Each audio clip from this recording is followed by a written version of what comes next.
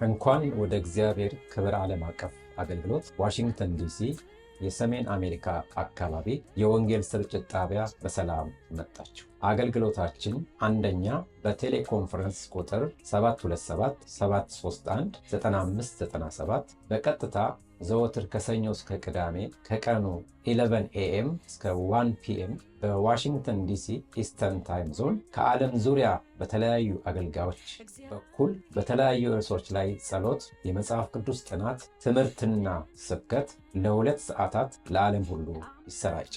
ሁለተኛ እንዲሁም ከላይ በተጠቀሰው ቴሌኮንፈረንስ ቁጥር ማለትም በ727-731-9597 እና በሲልቨር ስፕሪንግ በሚገኘው የጸሎት አዳራሽ በመገኘት ዘወትር እሁድ ጠዋት 9 AM እስከ 11 AM ድረስ በተለያዩ ርዕሶች ላይ ለልጆች፣ ለቤተሰብ፣ ለሀገር እንዲሁም ለህሙማን ይጸለያል። ሶስተኛ እንዲሁም ዘወትር እሁድ የእሁድ አምልኮ ጠዋት ከጠዋቱ 11 AM እስከ 1 PM ድረስ በዋሽንግተን ሜትሮፖሊታን አካባቢ በ914 ሲልቨር ስፕሪንግ አቬኒው ስዊት ነምበር 115 ሲልቨር ስፕሪንግ ሜሪላንድ 20910 በሚገኘው የጸሎት አዳራሽ ውስጥ በሚካሄደው የጉባኤ አምልኮ በመገኘት አብራችሁን እንድታመልኩ በታላቅ ደስታ እየጋበዝን፣ በስፍራው መገኘት የማይችሉ ወገኖች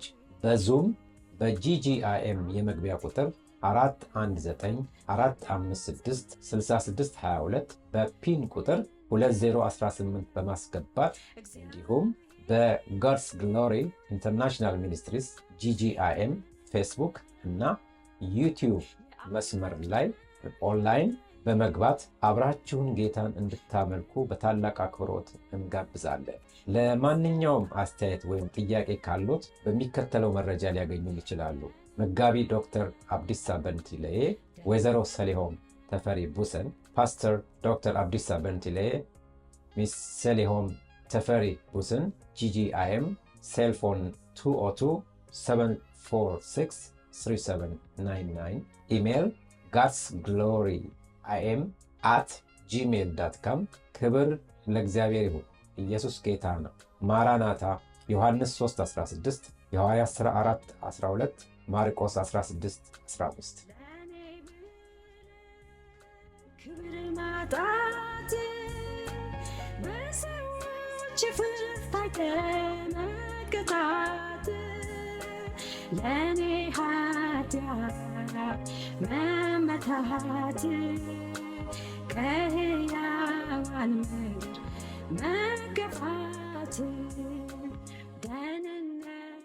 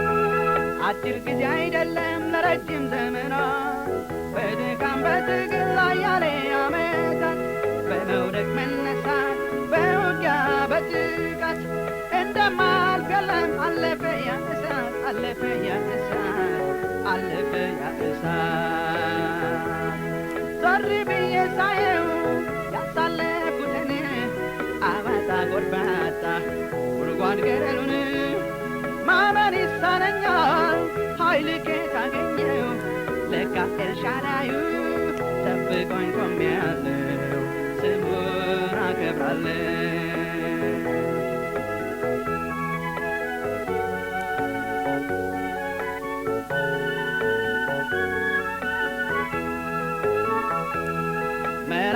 የሚታኘክ የመከራ እንጀራ የብቸኝነት ቤት ነው ከኔ ጋራ እንቅልፌን አጥቼ ብዙ ሌሊት አልፏል ዛሬ ግን ታሪክ ነው ተረት ነው ይወራል ተረት ነው ይወራል ተረት ነው ይወራል ዞር ብዬ ሳየው ያሳለፍኩትን አባጣ ጎርባጣ ጉድጓድ ገደሉን ማመን ይሳነኛል ኃይል ከየት አገኘው ለካ ኤልሻዳዩ ጠብቆኝ ቆሜያለሁ ስሙን አከብራለሁ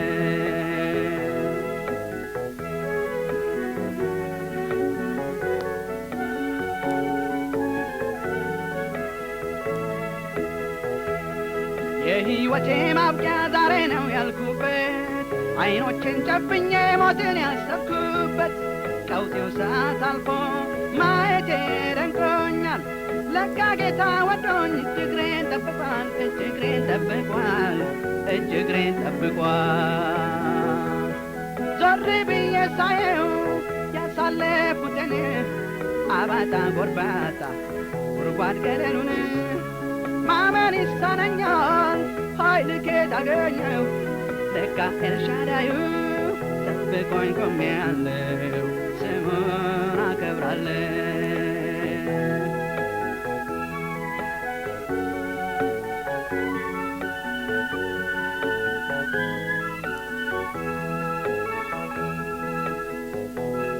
የአብርሃም አምላክ በክንፉ ሸሸገኝ ለካ መጎዳቴን ተጎሳቁያየኝ ያን ሁሉ ሻካራ ያን ሁሉ ጎርባጣ ጌታ ብርታት ሆነኝ ችዬ ወንድ ወጣ ችዬ ወንድ ወጣ ችዬ ወንድ ወጣ ዞር ብዬ ሳየው ያሳለፍኩትን አባጣ ጎርባጣ ጉድጓድ ገደሉን ማመን ይሳነኛል ኃይል ከየት አገኘው ለካ ኤልሻዳዩ ጠብቆኝ ቆሜያለሁ ስሙን አከብራለሁ ዞር ብዬ ሳየው ያሳለፍኩትን አባጣ ጎርባጣ ጉድጓድ ገደሉን ማመን ይሳነኛል ኃይል ከየት አገኘው ለካ ኤልሻዳዩ ጠብቆኝ ቆሜያለሁ ስሙን አከብራለሁ ስሙን አከብራለሁ ስሙን አከብራለሁ ስርም እግዚአብሔር አትታሰሩም እያለ እርሶ ደግሞ መታሰር ይፈልጋሉ ለምንድን ነው? አዎ ያን ጊዜ እሱ ነው ሌላ ነው እሱ ለምን መጣሽ አለኝ እንዴ ወገኖችን አስራችኋቸዋል እኔም አብሬ መታሰር እፈልጋለሁ ማቅ ሰው እኮ አይደለሁም ግን ምንም የማላውቀዋን ሴትዮ አምጥቶ እንዲሁ ሰብሳቢ 108 ቸርቾች ተከፈቱ አንዴ እኔ ማገልገል ሲጀምር መልእክቱ ቀርቷል ቀጥል ይላሉ እንዴት ነው ይሄ ነገር?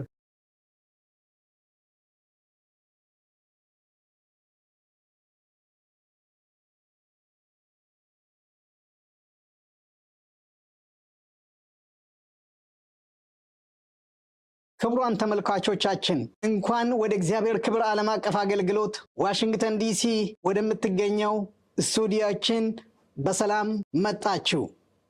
ዛሬ በፊታችሁ እኔና ማዘር የሺ አዲስ ፋንታ የሕይወት ምስክርነታቸውን ለመናገር ቃለ መጠይቅ ስናቀርብላቸው በታላቅ ደስታ ነው። ክብር ሁሉ ለእግዚአብሔር ለአምላካችን ይሁን። አሜን። ዛሬ ጥቅምት 7 2015 ዓ.ም ወይም በፈረንጅኛው ኦክቶበር 17 2022 ጂሲ ላይ ሆነን እናታችንን በዚህ በስቱዲዮ በማግኘታችን ታላቅ ደስታ ይሰማናል። እንኳን በሰላም መጡ። እንኳን በሰላም ቆያችሁኝ። እኔም በጣም ደስ ብሎኛል። ተባረኩልኝ። አሜን አሜን አሜን አሜን። እንግዲህ በቀጥታ ወደ ቃለ መጠይቅ ከመሄዳችን በፊት እግዚአብሔር ዓለምን ሲፈጥር አስቀድሞ የተናገረው አንድ ቃል ነበረ። ምን አለ? እግዚአብሔር ከአፉ የወጣው የመጀመሪያው ቃል እግዚአብሔር ብርሃን ይሁን። አሜን። ዘፍጥረት ምዕራፍ 1 ቁጥር 2 ላይ አለ፣ እንደተናገረውም ብርሃን ሆነ። አሜን። እግዚአብሔር የመጀመሪያ ቃሉን አውጥቶ ለዓለም ብርሃንን ስለላከ በሕይወት ዘመናችን ደግሞ ብርሃንን እየላከ ቃሉን እየላከ እዚህ አደረሰን። ዛሬ በማዘር የሺ ውስጥ እነሆ ያደረገውን የእግዚአብሔር አምላካችንን ክብር የምናደምጥበት ጊዜ ይሆናል። እግዚአብሔርን እናመሰግናለን። መጽሐፍ ቅዱሳችን ሲናገር እንግዲህ ምሳሌ 31 ላይ ልጆቿ ይነሳሉ፣ ምስጋናዋን ይናገራሉ ይላል። መልካም ያደረጉ ብዙ ሴቶች አሉ፣ አንቺ ግን ከሁሉ ትበልጫለሽ። ክብር ለእግዚአብሔር ለአምላካችን ይሁን። እግዚአብሔር ጊዜውን እንዲረከብ አጭር ጸሎት አብረን እንጸልያለን። አሜን። ወገኖቻችን የምትመለከቱን ሁሉ በጸሎት እንድትተባበሩን በጌታ ፍቅር ጠይቃችኋለሁ። ስሙ ይባረክ። እግዚአብሔር አምላካችን አባታችን በጌታችን በመድኃኒታችን በኢየሱስ ስም ስለዚህ ስለተወደደው ጊዜ እናመሰግንሃለን። እናታችን ማዘሬሺ ስላደረክላቸው ነገር ለመተረክ በፊትህ እነሆ ቀርቧል። አንተ እንድታግዛቸው እግዚአብሔር ሆይ የተናገርካቸውን እንዲናገሩ ለትውልድ ሁሉ ምስክር በረከት እንዲሆን ለእያንዳንዳችን መጽናናት እንዲሆን ይህን ጊዜ እግዚአብሔር ሆይ ለአንተ አሳልፈን ሰጠን። አንደበታቸውን በመንፈስ ቅዱስ ኃይል በእሳት እንድትዳስስ እነሆ ብርሃንህን በሕይወት ዘመናቸው እንዳኖርክ በእያንዳንዳችን ያኖርከው ብርሃን ለዓለሙ እነሆ ጨለማ እግዚአብሔር አምላክ ሆይ እነሆ ብርሃንን እንዲሰጥ በኢየሱስ በጌታችን ስም ጸለይን። አሜን አሜን። ሃሌሉያ። ክብር ሁሉ ለእግዚአብሔር ለአምላካችን ይሁን። እንግዲህ በድጋሜ እንኳን በደህና መጡ ለማለት ፈልጋለሁ። ስሙ ይባረክ። እንኳን በደህና ቆያችሁኝ። እግዚአብሔር ይባርካችሁ። ይህን ዝግጅት አዘጋጅታችሁ ደግሞ ይህን የከበረ ነገር ልትጠይቁኝ ስለወደዳችሁ እግዚአብሔርን ስለ እናንተም አመሰግነዋለሁ። ጌታ ይባረክ። አሜን። እኔንም ደግሞ እድሜ ጨምሮልኝ እድሜ ሰጥቶኝ ለዚህ ቀን ስላበቃኝ እግዚአብሔርን አከብራለሁ። የከበረ ይሁን። ሃሌሉያ። አሜን። ማዘሬሺ እንኳን ደስ ያለዎት። አሜን። እንኳን አብሮ ደስ አለ። በቅርቡ እዛ ሚኔሶታ ላይ የማዘሬሺ የአፕሪሺዬሽን ዴይ ነበረና ብዙ ሰዎች ከተለያየ አቅጣጫ መጥተው ነበረ። ከየት ሀገር ነው ለመሆኑ የመጡት እነኛ ሰዎች? እንግዲህ ብዙ መጥተዋል። ከአትላንታ፣ ከኒብራስካ፣ ከካንሳስ፣ ከዲሲ፣ ከአካባቢው ብዙ ነው። ብቻ እንግዲህ ትንሽ አዳራሹን ሞልተውት ነበረ። እኔም ነበርኩ። ክብር ሁሉ ለእግዚአብሔር ለአምላካችን ይሁን። አሜን። የሚያስገርም ጊዜ እግዚአብሔር እንደሰጠን ደግሞም እርሶ ሳያውቁ ፕሮግራሙ የተዘጋጀ ስለነበረ ለእርሶ ሰርፕራይዝ ነበር አይደል? አዎ በጣም ክብር ለጌታ ይሁን። እንግዲህ ልጆቹ ምስጋናዋን ይናገራሉ እያለ ስለሚናገር መጽሐፍ ቅዱሳችን በዛ መሰረት ምስጋና የጌታ ምስጋና ለማቅረብ እንግዲህ ልጆቹ ከየአቅጣጫው ተኮልኩሎ በዛ ተገኝተዋል። ዛሬ ደግሞ አንድ ጥያቄ እንግዲህ ስለ እርሶ ለመሆኑ ማዘርየሺ አዲስ ፋንታ ማናቸው ለምሉት ምን እንበል? ከአንደበቶ መስማት ፈለግን። የህይወት ታሪኮን ቢያጫውቱን፣ የት እንደተወለዱ፣ የት እንደተማሩ።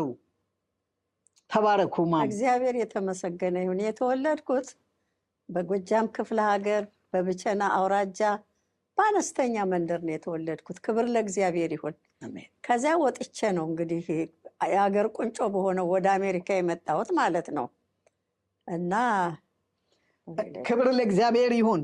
እንግዲህ የህይወት ታሪኮ ያንን ይመስላል። እንግዲህ በጎጃም እንደተወለዱ በቢቸና እንደተወለዱ ተናገሩ። የት ተማሩ ለመሆኑ? የተማርኩት በጅማ ነው። እንግዲህ እስከደረስኩበት ተምሬ ባለቤቴ ነው ያስተማረኝ። ወላጆቼ አላስተማሩኝም፣ ግን ባለቤቴም እስከ ኮሌጅ እንኳን ለማስተማር ፈልጎ ነበር። የራሴ ድካም ነው ወደኋላ ያጎተተኝ እንጂ በጅማ ከተማ ነው የተማርኩት። ያው ከልጆቼ ጋር ነው የተማርኩት፣ ግን ጎበዝ ተማሪ ነበርኩ። አሜን አሜን አሜን። አቤት ጎበዝና ስለሆኑ እንግዲህ ጎበዝ ልጆች ከዛ ውስጥ አውቃለሁ። እንግዲህ እነሱም ጎበዝ ተማሪዎች ሆኑ ማለት ነው። ስሙ ይባረክ። አሜን። የትምህርት ደረጃውን ገፍተዋል ወደ ላይ? አዎ በመጠኑ እንግዲህ። ክብር ለጌታ ይሁን። እሺ እንግዲህ ባለቤቴ አስተማሩኝ አሉ። ባለቤቶ ማን ናቸው? ጋብቻና የጋብቻ ዘመኑን ታሪክ ደግሞ እስኪ ቢያጫውቱን። እንግዲህ እኔ ባለቤቴ ወልዴሹና ደሲሳ ይባላል። የተጋባ ነው በጨንቻ፣ ድሮ ክፍለ ሀገር ነበር ጨንቻ፣ እና በጨንቻ ክፍለ ሀገር ነው የተጋባ ነው። እኔም እዛው ነው ያደግኩት። እዛ ተገናኝተን እዛ ነው የተጋባ ነው። ከዚያ ወደ አርባ ምንጭ መጣን። ከዚያ በኋላ ደግሞ ወደ አዲስ አበባ መጣን። አሜን አሜን አሜን አሜን አሜን። እስኪ ስለ ባለቤቶ ስለ ጋሽ ወልዴ በጣም ደግ መልካም ሰው እንደሆነው ይነገራል። እኔም ደግሞ አውቃለሁ። የምሉት ነገር ቢኖር? ባለቤቴ እንግዲህ አንተም እንደምታውቀው ባለቤቴ በጣም መልካም ሰው ነው። እኔ ምናልባት ባለቤቴ ስለሆነ እንዳላዳላ እንጂ እንደ ባለቤቴ የአይነት ሰው እስካሁንም ተወልዷል ወይ ከእንግዲህም ይወለዳል ወይ ብዬ አላስብም። በጣም በጣም በጣም በጣም መልካም ሰው ነው። በእውነት በእውነት ለራሱ ያልኖረ ለሌሎች የኖረ የብዙዎች አባት የሆነ ብዙዎችን ያቀፈ ለብዙዎች የተቆረሰ እጅግ መልካም ሰው ነበር ባለቤቴ። ያው መቼስ ሞት አይቀርም፣ ወደ ጌታ መሄድ አይቀርም። በሰዓቱ ወደ ጌታ ሄዷል። እግዚአብሔር የተመሰገነ ይሁን። አሜን አሜን አሜን አሜን። እርሶም እንዳሉት እንደዛ ነው። ለሰው የሚቆረስ መሆኑን አንድ በጣም ታዋቂ የሆነ የቤተ ክርስቲያናችን መሪ እግዚአብሔርን ካገኘሁት በምድር ላይ ከእግዚአብሔር ጋር መኖር ይሻለኛል፣ ምርጫዬ አንድና አንድ እግዚአብሔር ነው፣ እግዚአብሔርን ካላገኘሁት ድንገት ከጋሽ ወልዴ ጋር መኖር ይሻለኛል አሉ። እኔ በጣም ግርም ይለኛል። ብዙ ቦታ ይናገራሉና አሜን። ለምን ይመስልዎታል እንደዚህ ያሉት? ይሄ ሰው መልካምነቱን ስላየ ነው። ስለሚቆረሱ? አዎ መልካምነቱን ስላየ ብዙ ጊዜ አብሮ አይቶታል እና ስላየው እንደሱ አይነት ሰው አላገኘሁም እና ጌታን ከዚህ ምድር ላይ ካላገኘው ከሱ ጋር መኖርን እመርጣለሁኝ ብሏል። እግዚአብሔር ይባርከው። አሜን አሜን። ያየውን የሰማውን የተናገረ። አሜን። ውድ ተመልካቾቻችን እኔም ግርም የሚለኝ ነገር አለ ስለ ጋሽ ወልዴ። በጅማ ከተማ ለመንግስት ስራ በተመደብኩበት ጊዜ ሰዎች ወጣቶች ጋሽ ወልዴ ልክ በመኪና ስናልፍ ግራና ቀኝ ጋሽ ወልዴ ጋሽ ወልዴ ጋሽ ወልዴ እንደ አንድ የሀገር መሪ ከዛ ይጣራሉ፣ ከዚህ ይጣራሉ። ደግሞም ፋርማሲው አካባቢ ፋርማሲ ስላላችሁ ፋርማሲውንም አውቀዋለሁ። ተሰልፈው በመደዳ ተሰልፈው እያንዳንዱ ብር ይታደላል። ክርስቲያን የለም እስላም የለም ጠቅላላ። በጣም የሚገርም ነገር ነውና እግዚአብሔርን ስለዛ ሁሉ ስለ ጋሽ ወልዴ ሳስብ አመሰግናለሁ። ድህነት ቢያስፈልግ በእርግጥ ድህነት እናንተ ጋር ይገባ ነበር፣ አልሆነም። ስሙ ይባረክ። ለጋሽ ወልዴ መቼስ ብዙ የሚባልለት ነገር ነውና እኔ አንዴ ጅማ ሆቴል ጋበዙኝና እንዲህ ለመክፈል የመንግስት ሰራተኛ ስለሆንኩ ለመክፈል ሳስብ እኔን ሰው አይጋብዘኝም አሉ። ሃሌሉያ። ሰው አይጋብዘኝም፣ እኔ ጋባዥ ናቸውና ወገኖቼ በጣም የሚገርም ነገር ነው። አባታችን ጋሽ ወልዴ ሹና አስደናቂ አባት እንደሆኑ እኛም እናውቃለን። ዘመነውን ኖሮ ስላለፉ እጅግ ደስ ይለናል። እናገኛቸዋለን። አሜን አሜን አሜን አሜን። በሱ እንጽናናለን። ጌታ ይባረክ። አሜን አሜን። ለመሆኑ በጋብቻ ዘመናችሁ ምን ያህል አብራችሁ ኖራችሁ? እንደገናም ደግሞ ስንት ልጆችን የልጅ ልጆችን እግዚአብሔር ሰጣችሁ? 8 ልጆች አሉት ማለት ቀጥሉ። በባውለጄ የተወለዱ 6 አሉን። እንደ ራሳችን ልጆች የራሴ ልጆች ናቸው፣ እንደው መግለጽ ስላስፈለገ ነው እንጂ 2 ልጆች ደግሞ በጣም ከህፃንነት ጀምሮ ያሳደግናቸው ተድረው ዛሬ አንዷ የ2 ልጆች እናት አንዱ የ3 ልጅ አባት ሆኖ አሉና 14 የልጅ ልጆች አሉኝ። ክብር ለእግዚአብሔር ይሁን። እነዚህን ያሳደግኳቸውን ልጆች ደግሞ እግዚአብሔር በክብር እያኖረልኝ ነው። የወለድኳቸውን ብቻ አይደለም እነሱንም እግዚአብሔር ባርኮልኝ በቃ ልጆቼ በሁሉ ስፍራ ያሉት የተባረኩ ሆነው አያቸዋለሁ። እግዚአብሔር ይባረክ። አሜን አሜን አሜን አሜን አሜን። እኔም አውቃቸዋለሁ። እውነት ነው። እግዚአብሔር እርሶን ባርኳል፣ ልጆቹን ባርኳል። እኛም ደግሞ መንፈሳዊ ልጆቹ እኮ ስንት ሰራዊት አለ ቢጠቀሱና፣ ክብር ሁሉ ለጌታ ለእግዚአብሔር ለአምላካችን ይሁን። አሜን። እንግዲህ ክርስትና ህይወት ደግሞ እስኪ እንለፍ። የክርስትና ህይወቶ ምን ይመስላል? ማዘር የሺ እንደ ምሳሌ 31 ምስጋናዋን ይናገራሉ ብሎ መጽሐፍ ቅዱሳችን እንደሚጠቅሰው አስደናቂ መንፈሳዊ ህይወት አላቸው ከሚባሉት እናቶች ተርታ ይመደባሉ። እስቲ እግዚአብሔር ስላደረገው ስለ ክርስትና ህይወቶ ቢያጫውቱን። እንግዲህ ስለ ክርስትና ህይወቴ ለማጫወት ካስፈለገን እግዚአብሔር ከምንም ቦታ ነው ያመጣኝ። ከማይረባ ስፍራ ቤት፣ እዛ ያደኩበት ቤት በጥንቆላ የነበሩ ናቸው። ነገር ግን እግዚአብሔር ደግሞ ከዚያ ውስጥ መዞኔን አወጣኝ። በጣም እጸየፈው ነበር ያንን ነገር። እኔ ልጅ ነኝ ያን ጊዜ ምንም አላቅም፣ ግን በሚደረገው ነገር በጣም ነፍሴ ትጸየፈው ነበር እና በአካባቢያችን የቃለ ሕይወት ቤተክርስቲያን ነበረ ከአጥራችን ጋር የተያያዘ እና መዝሙር ይዘመራል፣ ኮንፈራንስ ይካሄዳል። በቃ ልቤ የነበረው እዛ ጋ ነው። ልቤ በቃ ይቃጠልብኝ ነበር መዝሙሩን ስሰማ።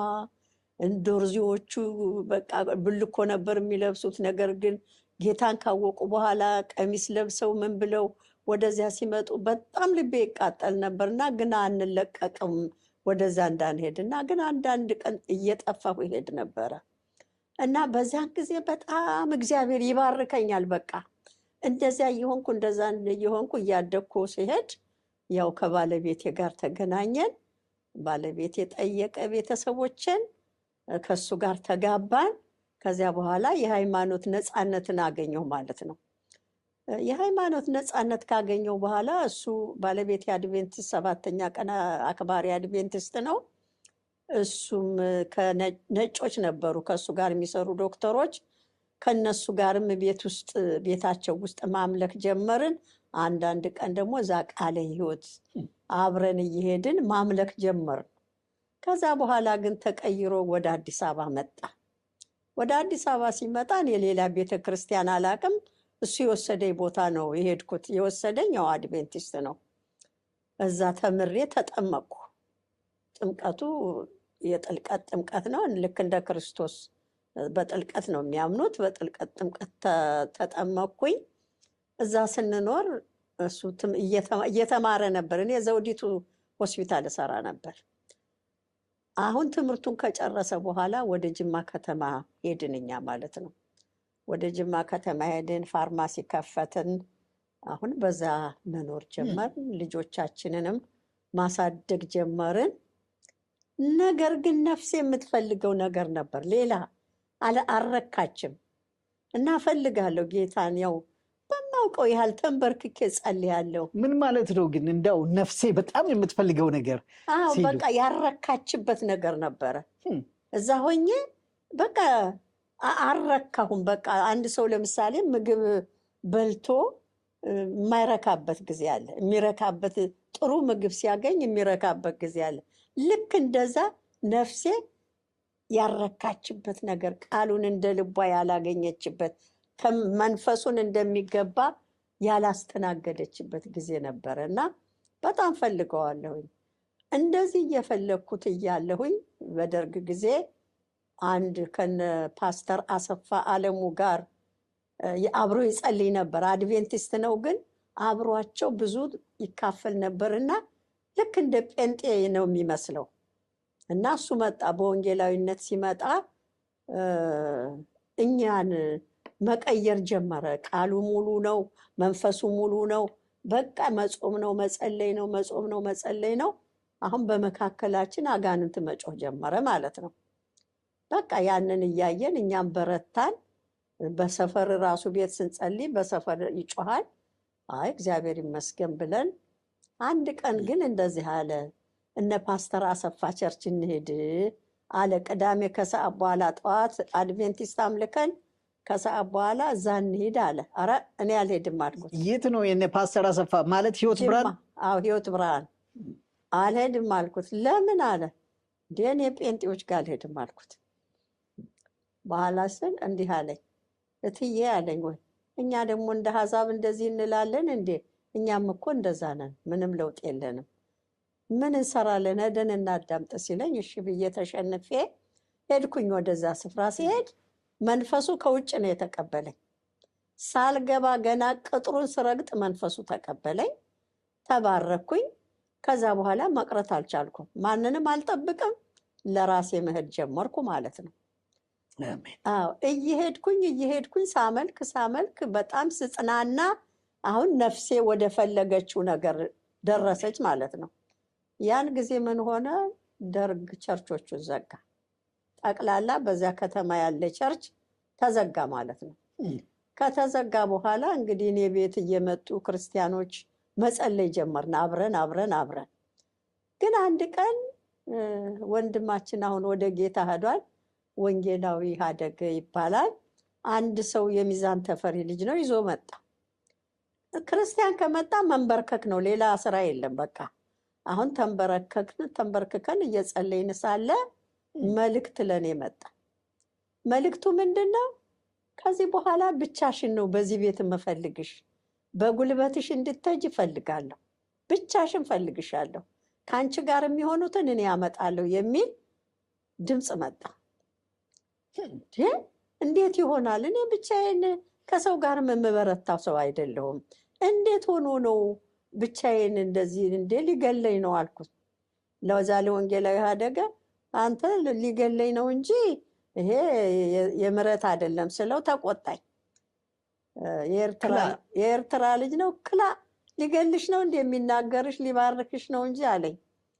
እሺ አልኩ። እውነትም እንደተባለው ሰዎቹንም ድሮ የሚመጡትን ራሱ አስቀረ ጌታ። አሁን ራሱ የሚፈልጋቸውን ሰዎች ነው የሚያመጣ። እኔም ብቻዬን መበርታት ጀመር። የማላቀው መንፈስ ላይ ፈስ ጀመር። የማላቀው ነገር መገለጥ ይመጣል ጀመር። ምንም አላቀውም። እኔ ፍቺውን አላቅ፣ ትርጉሙን አላቅ። ብቻ ነፍሴ ስትባረከ ያለው ቤቱ በብርሃን ሲሞላ ያለው ቤቱ በቃ ሲናወጥ እሰማለሁ። አንድ ቀን ምንድነው ወደዚያ ልምጣና አንድ ቀን ግን የ10 ቀን ደረቅ ፋስት ይዤ ተንበርክኬ ምንድን ነበር 10 ቀን ቀንና ሌሊት? አዎ 10 ቀን ምንም ሳይበላ አንድ ብርጭቆ ሻይ ማታ እጠጣለሁ። በቃ 10 ቀን። ከዛ አሁን እሳት ለብቻው ነው ወይስ ሌላም ሰው? ለብቻዬ ነው። አሁን መኝታ ቤት ነው ዘግቼ የምጸልየው። እሳት መጣ፣ ቤቱ ሞላው እሳት። እንዴት ብዬ ልመልከት? እንዴት ብዬ ቀና ልበል? መሬቱን ስመለከት እሳት ነው፣ እንዲህ ግርግዳውን ሁሉ ሳይ እሳት ነው። አሁን ጌታ ሆይ እኔ ይህንን አልፈልግም አልኩኝ። በፍጹም እንዲህ አይነቱን አልፈልግም። አልጋ ስር ገባሁ። አልጋ ስርም ብገባ ያው ነው። ከዚያ ስጮህ ባለቤቴ ሰምቶ በኋላ ከተረጋጋሁ በኋላ መጣና አንቺ ሴት ጾም እያበዛሽ ደም ማነስ ይዞሽ ነው እንደዚህ የሚያደርግሽ፣ አርፈሽ ተቀመጪ፣ እንደው ያልተለማመድሽውን ነገር ልማድ እያመጣሽ ነው አለና ተቆጣኝ ማለት ነው። እኔ ቁጣም ቢቆጣ እሱ አሁን የኔ እና የጌታ ነው ግንኙነቱና ማቆም አልቻልኩም። ከዛ እየቀጠለ ሄደ። እግዚአብሔር እየባረከኝ ሄደ። 10 ቀን ጾሙ፣ 10 ቀን ደረቅ ፋስት 10 ቀን ምንም አልነበረም። ያን ጊዜ ምንም አልነበረም በፍጹም። ራበና ምን የለ። በጣም ይደንቀኛል። እኔ አሁን ዛሬ ቁርሴን ካልበላው መንቀሳቀስ አልችልም። አሁን እንደዛ ሆነ። እግዚአብሔር እንደተናገረው ሰዎቹን ማምጣት ጀመረ። እሱ የሚፈልጋቸውን ሰዎች ማምጣት ጀመረ። መጀመሪያ ለጸሎት የጀመርነው አባባ ሞሳና አትክልት ጋሽ ታምራት እኔ ሆነን ነው የጀመርነው። የጸሎት ህብረት ማለት ነው። የጸሎት ህብረት። አዎ ራሱ ነው ያመጣቸው። አዎ በዛን ጊዜ ህይወት ብርሃን ነበራችሁ? እኔ መች ገባሁ እዛ። ህይወት ብርሃን አልገቡም። እኔ አባል አልሆንኩም። አድቬንቲስት፣ እርሶ አድቬንቲስት፣ አቶ አሞሳ ሙሉ ወንጌል ናቸው። ሙሉ ወንጌል ነበሩ። አትክልት ህይወት ብርሃን ነበረች። አዎ እንግዲህ እዚህ ላይ የተለያዩ ቸርቾች ናቸው እነኚህ። ልክ ንብ ማርን ስትቀስም ጣፋጩ ከተለያየ ቦታ ነው። ይሄ የተለያየ ህብረት እዛ ላይ እሳት ይዞ መጣ ማለት ነው። እኔ አልጠራኋቸውም፣ ግን እነሱ መጡ። ይገርማል። እነዚህ ሰዎች እኔ ያልጠራኋቸውም። መጀመሪያ ምን ያመጣለሁ ብሏል። አትክልት ጋር ብቻ አንድ ቀን ሄድኩኝ። ሄጄ መኪና ይዤ ስሄድ እሷም ከቤት ወጥታ አገኘኋት። ተነጋገን፣ ተጨዋወትን፣ አብረን እንጸልይ ተባባልን። እሺ መጣች፣ አብረን መጸለይ ጀመርን። ለእኔ ሙሴዎች እናንተ ናችሁ አለን። አንድ ቀን የእኔ ሙሴዎች እናንተ ናችሁ አለን። እኛም ቀጠን ከቀጠልን በኋላ አሁን የመሰረቱት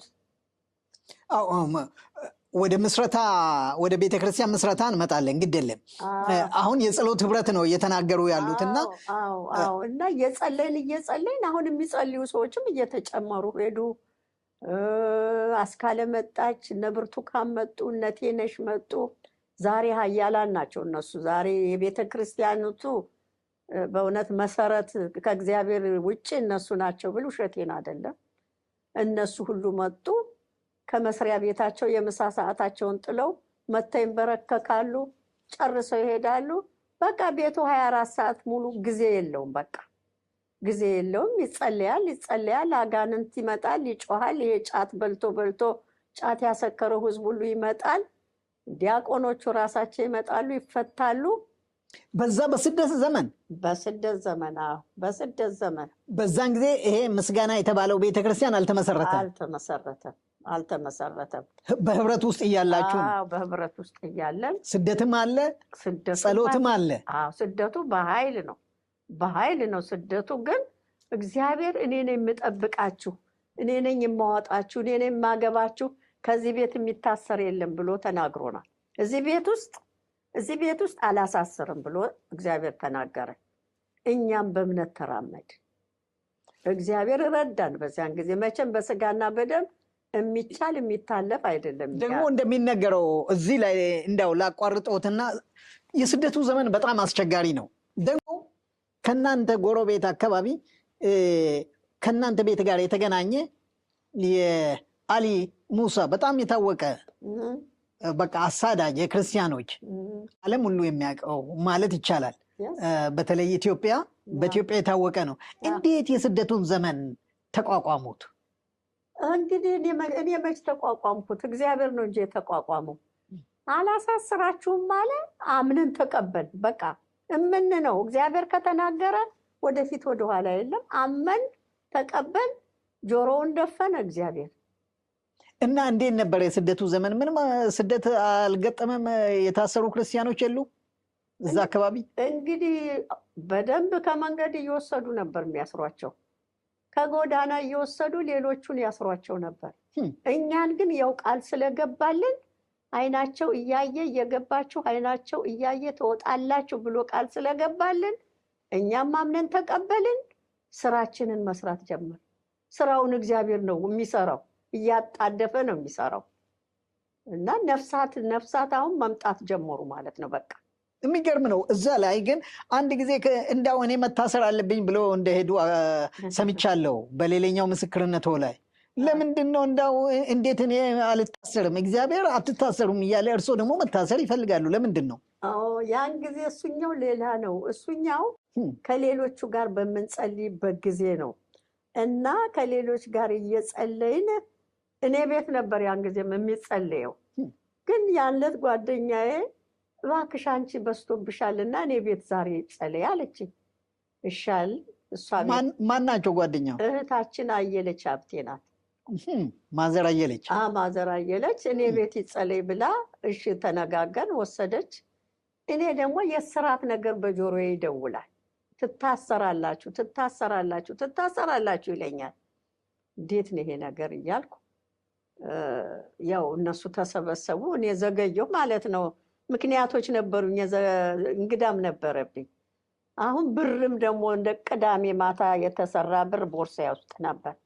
መንገድ ከጀመርኩ በኋላ እስራት ስለበዛ ድምፁ ይሄን ብር እንኳን ቢያገኙ ከኢምፔሪያሊስት የወሰዱት ብር ነው ብለው እንዳይሉ ብዬ ያንን ብር ቤት ላስቀምጥ ተመልሼ ገባሁ። ብሩ የምንድን ነው?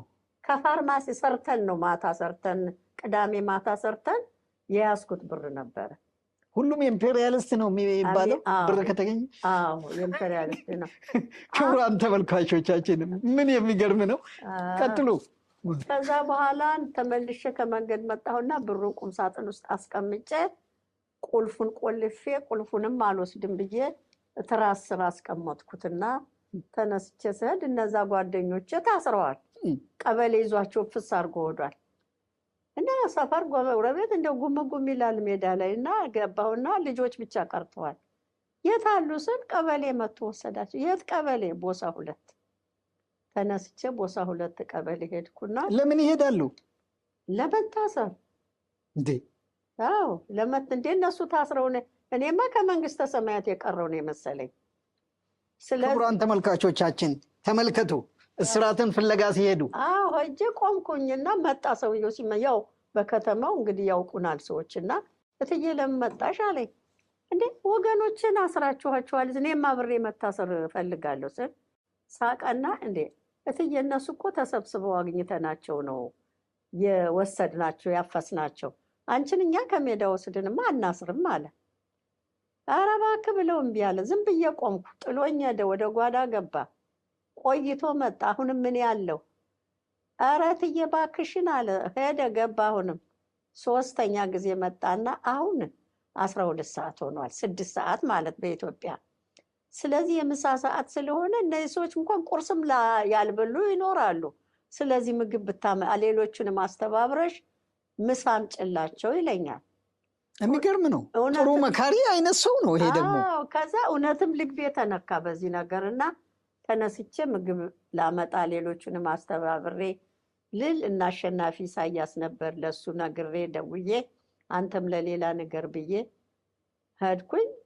ስሄድ ለካ እኔ ዞር ስል የሀገሩ የክፍለ ሀገሩ አስተዳዳሪ ማክ ይዞ መጥቶ እነዚያን ወገኖችን ፍስ አድርጎ ከርቸሌ ይወስዷቸዋል። ያን ጊዜ ብገኝ ኖሮ አብሬ ነበር የምገባው። እግዚአብሔር ደስ ይለዎት ነበረ። እኔ አዎ አሁን እግዚአብሔር እንድታሰር አልፈለገም። ስላልፈለገ እኔን ዞር አደረገኝ። አሁን መጣን፣ እኔና አሸናፊ መጣንና የት አሉ ስንል አይ ከርቸሌ ሄደዋል ተባለ። ያንን ምሳ ይዘን ተነስተን በታክሲ ከርቸሌ ሄድን። ከርቸሌ ገብተዋል። እኛም በልሳን እንጸልያለን። እነዚህ እኮ ኮድ አላቸው የሚነጋገሩበት፣ ኧረ አስወጡልን አባሩልን እያሉ ደግሞ ምግባቸው በጣም ይሸታል፣ የዚህ የጴንጤ ምግብ ኃይለኛ ነው እያሉ መናገር ጀመሩ። ዝማን አሁን ቆመን በስንት መከራ ምግባችንን አስገቡልን። ከዚያ በኋላ ወደ ቤታችን መጣን። ከዛ በቀን ተራ ገብተን ስንቅ ማመላለስ ጀመርን። ወገኖቻችን በጣም ተጎዱ፣ ተገረፉ። ወንድማችን ማንም የሚያውቀው ቄስ ይተፋ የመካነ ኢየሱስ ፕሬዝዳንት የነበረ እነሱ እና አደገ ሌሎቹም ሴቶቹም ነበሩ። 40 ተገርፈው መከራ አይተው ምናልባት እኔ ያን ጊዜ ገብቼ ከነሱ ጋር ብገረፍ የእምነቴን ጉዳይ አላውቀውም። እግዚአብሔር ለምን እንዳወጣኝ ከዚያ ውስጥ እኔም ሳስብ አሁን ወይ ክድ ይሆን እንዴ ብዬ አስባለሁ። ግን ለ3 ዓመት ስንቅ አመላለስን ተራ ገብተን። በጣም ረጅም ዘመን ነበረ ስራቱ። 3 ዓመት ታሰሩ። 3 ዓመት ስንቅ አመላለስን፣ ተፈቱ። በእንደዚህ አይነት ነው የስራቱ ጉዳይ እንግዲህ ያመለጡት። በጣም ይገርማል። ውድ ተመልካቾቻችን በጣም የሚገርም ነገር ነው። እግዚአብሔር እንግዲህ ማዘሬሽን እንዴት እንዳስመለጠ አገልግሎታቸውም ደግሞ በእስር ቤት ያሉትን እንዴት ያገለግሉ እንደነበረ ምስክርነታቸውን ሰምተናል። ክብር ሁሉ ለእግዚአብሔር ለአምላካችን ይሁን። ወደ እረፍት ከመሄዳችን በፊት ምናልባት የጅማ ምስጋና ወንጌላዊት ቤተክርስቲያን ደግሞ መስራች እንደነበሩ፣ አሁን ቤተክርስቲያኒቷ አድጋ በከፍተኛ ስፍራ ብዙ አጥቢያዎችን እንደተከለች ሰምተናል። ለመሆኑ እንዴት ነበረ መስራታው? እርስዎ መስራች እንዴት ሊሆኑ ቻሉ? እንግዲህ መስራች እግዚአብሔር ነው፣ አሜን፣ ሰው አይደለም። ግን ሊሰራ ከወደደ ደግሞ በሀየዋም ሰርቷል አይደል? ልክ እንደዛ ቁጠሩት እንጂ እኔ ምንም የማውቅ ሰው እኮ አይደለሁም። ግን ምንም የማላውቀዋን ሴትዮ አምጥቶ እንዲሁ ሰብሳቢ ያደረገኝ ዝም ብሎ ነው። ዝም ብሎ እኔ ሳስበው ዝም ብሎ ነው በእውነትና ያው እንግዲህ አሁን ወገን እየተጨመረ ሄዷል፣ በስቷል፣ ህዝብ በስቷል። አንድ ቀን ግን እንደዚህ ያለኝ ጌታ እኔና አሁንም ያሃደገ ነበረና እየጸለይ ትልቅ ተራራ አያለሁኝ። ትልቅ ተራራ ነውና እዛ ተራራ ላይ ይወስደኝና ያ ተራራ ላይ ሲወጣ ሜዳ ነው፣ በቃ በአጠቃላይ ሜዳ ነው። ነጫጭ የለበሱ ሰዎች የቦሉበት ድንኳን፣ ነጭ ድንኳን በብዛት የተተከለበት አንድ ሰውዬ ጠጉሩ እንዲህ የተዝለፈለፈ ነጭ የለበሰ ሰውዬ ነው የሚመራው ያንን እና እዚያ ውስጥ እገባና እንደዚህ ይለኛል፣ በሮችሽን ምስጋና ቅጥርሽን መዳን ብለሽ ትጠሪያለሽ ብሎ ነገረኝ። ይሄ ነገር ምንድን ነው አደገ? ለጊዜው አልገባንም እኛ። በሮችሽን ምስጋና ቅጥርሽንም መዳን ትይዋለሽ። አየሽ፣ ይህንን ህዝብ የሚመራው ይሄ ሰው ነው። አብረሽ የምትመሪ ከዚህ ህዝብ ጋር ነው፣ የሚመራሽ ይሄ ሰውዬ ነው ብሎ ይነግረኛል። አሁን ለአደገ ነገርኩት። ስነግረው ዝም ብለን አመስግነን ተውን። በቃ አልገባንም። ያን ጊዜ አመስግነን ተውን። ከዛ በኋላ እንግዲህ በጣም የሚገርም ነገር ነው። አሁን እንደነገሩን ከሆነ ቤተክርስቲያኒቷ ስም ከመሰጠቱ በፊት ቅጥርሽን መዳን በሮችሽንም ምስጋና ብለሽ ትጠሪያለሽ። ይሄ ትንቢተ ኢሳይያስ ምዕራፍ 60 ቁጥር 18 አካባቢ ላይ የሚገኘውን እግዚአብሔር ተናገረውት ማለት ነው። ምን አይነት ቀደም ብሎ ነው የተናገረኝ እና እንግዲህ ከዚያ በኋላ ከሌሎች ጋር እንደተገናኘን እና ይህን ነገር እንግዲህ ስጠይቀኝ እመልሳለሁ። እግዚአብሔር ይመስገን። እንግዲህ መስራቾቹ እነማን ናቸው? መቼስ እግዚአብሔር በዘመናት ሰውን ይጠቀማል እና በመሪ ደረጃ ብዙ ሰዎች ቢኖሩ እንዳው ቦርድ ሆነው አንድ ላይ ተሰብስቦ የወንጌል ክፍል ሆነው ቤተክርስቲያን ኦፊሻሊ ምስጋና ተብላ ትጠራለች ከዛሬ ጀምሮ ተብሎ መጀመሪያ የተጀመረው የት ነው? እንዴት ነው መሰላችሁ? እንግዲህ ከአዲስ አበባዎች ጋር እሱን አልጠየከኝም፣ ግን ከአዲስ አበባዎቹ ጋር ከተገናኘን በኋላ ነው እንግዲህ አሁን ለእኛ ስሙን ሰጥቶናል። እንግዲህ ለእነሱም ሰጥቷቸዋል መሰለኝ ስሙን። ከአዲስ አበባዎቹ ጋር ደግሞ የተገናኘን አልጠየከኝም፣ ግን እሱን የተገናኘ ነው በአንድ ሰው ጋር ብቻ ነው እና እኛ ያን ጊዜ አገልጋይም የለንም። ዝም ብለን በጅምላ ተገናኝተን ነው የምንጸልየው እንጂ እንደዚህ የሚድርልን ስርዓት የሚያስፈጽም ሰው አልነበረንም። ስላልነበረን በጣም ጸለይን። ስንጸልይ ዛሬ ፓስተር አብዲሳ ነው፣ ያን ጊዜ ልጅ ነበረ፣ ፓስተር አልነበረም። እሱን የማውቃቸው ድሮ የማመልክበት ቤተክርስቲያን ሰዎች አሉና እነሱን ሄጄ አመጣለሁ ብሎ አዲስ አበባ ሄደ። በሄደ ሰዓት ግን እንዳሰበው አልሆነ። ፓስተር አብዲሳ ማለት እኔው ነኝ? አንተው ነህ። ኦኬ፣ እኔ ከሆንኩ መጀመሪያ ይሄ አነሳሱ እንዳው ለተመልካቾቻችን የተጀመረው ብርቴ የምታውቃቸው ብርቱካን ከበደ የምታውቃቸው ሰዎች ነበሩና እሷ ኢንፎርሜሽን ሰታኝ ነበር። እኔም አብሬ የማመልካቸው ሌሎች አሉ። እነኚዎቹ የተለዩ ሰዎች ናቸውና እሺ ቀጥሉ። አሁን እንግዲህ ብርቱካን ሚዛን ተፈሪ ነበር የምትሰራው፣ ባሏ የደርግ አባል ነበረ። አሁን ተደብቃ ነበር እኛ ጋር የምትመጣው፣ ከባሏ ተደብቃ ማለት ነው። ግን ጠንካራ አገልጋይ ናት። በዚያ በስደቱ ውስጥ ባሏ ስደት ያደርግባታል፣ ከተማው ውስጥ መስሪያ ቤቱ ስደት ያደርግባታል። ግን በዛ ሁሉ ጠንካራ ሴት ስለነበረች እዛ ሚዛን ተፈሪ እያለች ጌታ ተናገራቸው መሰለኝ። የለም አልተናገረም። እሷ አዲስ አበባ ሄደች። አዲስ አበባ ሄዳ ከሰዎች ጋር ትገናኛለች እና እንደዚህ ብቻችንን ነው የምናመልከው እና እንደዚህ ብለው ይነግሯታል። እነሱም ህብረት ነበሩ፣ ቸርች ቤተክርስቲያን አልነበሩም። አንደኛ ተለይተው የሚያመልኩ ናቸው። ትነግረዋት በቃ ጅማ ትመጣለች፣ ስራዋ ትሄዳለች። አሁን ለእኛ ነገረችን ማለት ነው። ለእኛ ስትነግረን ናይ ብለን ብዙም አልተቀበልናትም። ከዚያ ጌታ ተናገረን፣ ተቆጣን ጌታ። እኔ አይደለም እሷን የላኳት፣ ለምንድን ነው ያልተቀበላችኋት ነገሩን? ስለዚህ እሷ ያለችውን ነገር አድርጉ ብሎ ስላለን ፓስተር አብዲሳ አዲስ አበባ ነበር፣ ደውለን ነገር ነው የት ቦታ እንዳሉ ስልካቸው ምን እንደሆነ ስንሰጠው እሱም ሄዶ እነሱን አገኘ። መተው ያንን ጋብቻ ፈጸሙልን ማለት ነው። በዛ ጋብቻ ምክንያት ተገናኘን ማለት ነው። ከአዲስ አበባዎች ጋር ተገናኘን። በማግስቱ አጋሮ ሄደው ልክ እንደ አዲስ አበባ እንደሌላው ሀገር መስሏቸው በጣም በከበሮ በምን ሲያመልኩ ሌሊቱን ቀበሌ መጥቶ ከዚያ አፈሳቸው። ከእኔ ቤት አይደለም ግን ከማዘር ቤት ስራት የለም። ከዛ ታፈሱ። ሴቶቹ ምን አይነት ጠጉር የነበራቸው ተላጭተው ማዘር ወርቄም በኖረችበት ከተማ ባረጀችበት ከተማ ጠጉሯን ተላይታ ከርቸሌ ገባ።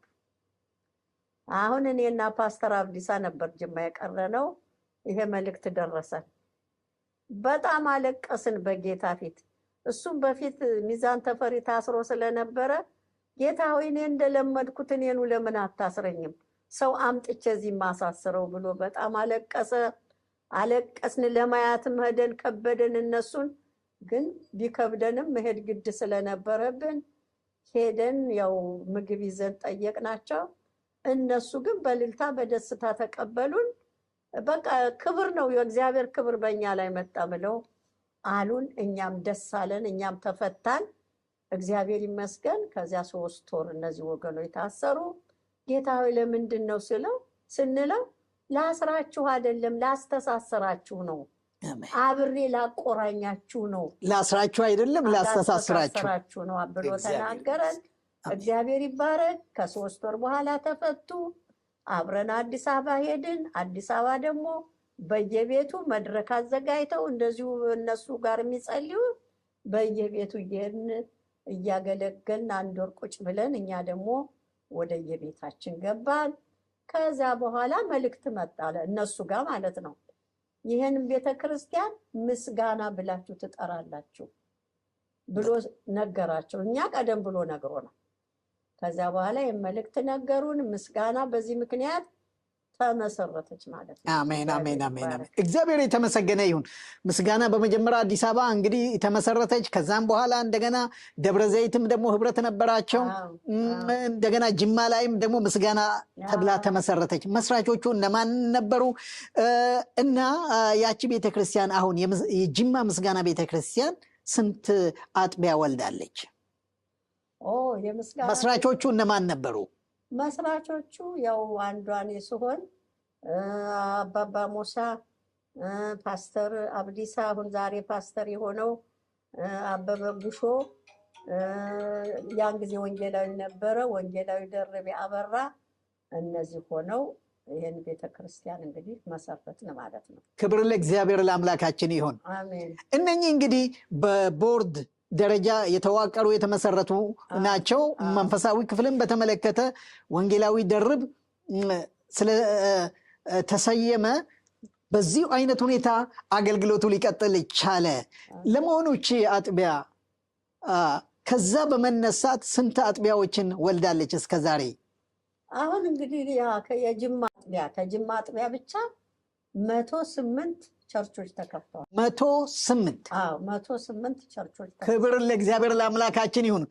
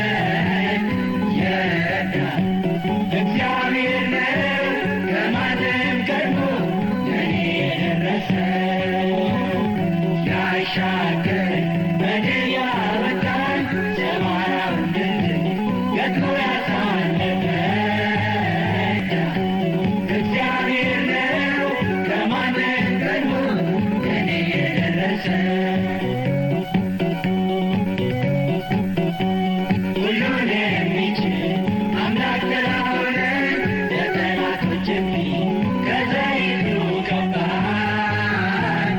በማጽናናቱ ዛሬ ደስ አሰኘኝ። የጠላቴን በዓይኖቼ አሳየኝ። ያሻገረኝ በድል ያወጣኝ ሰባራውን ድል ገጥሞ ያሳለፈኝ የረዳኝ እግዚአብሔር ነው። ከማንም ቀድሞ ለእኔ የደረሰ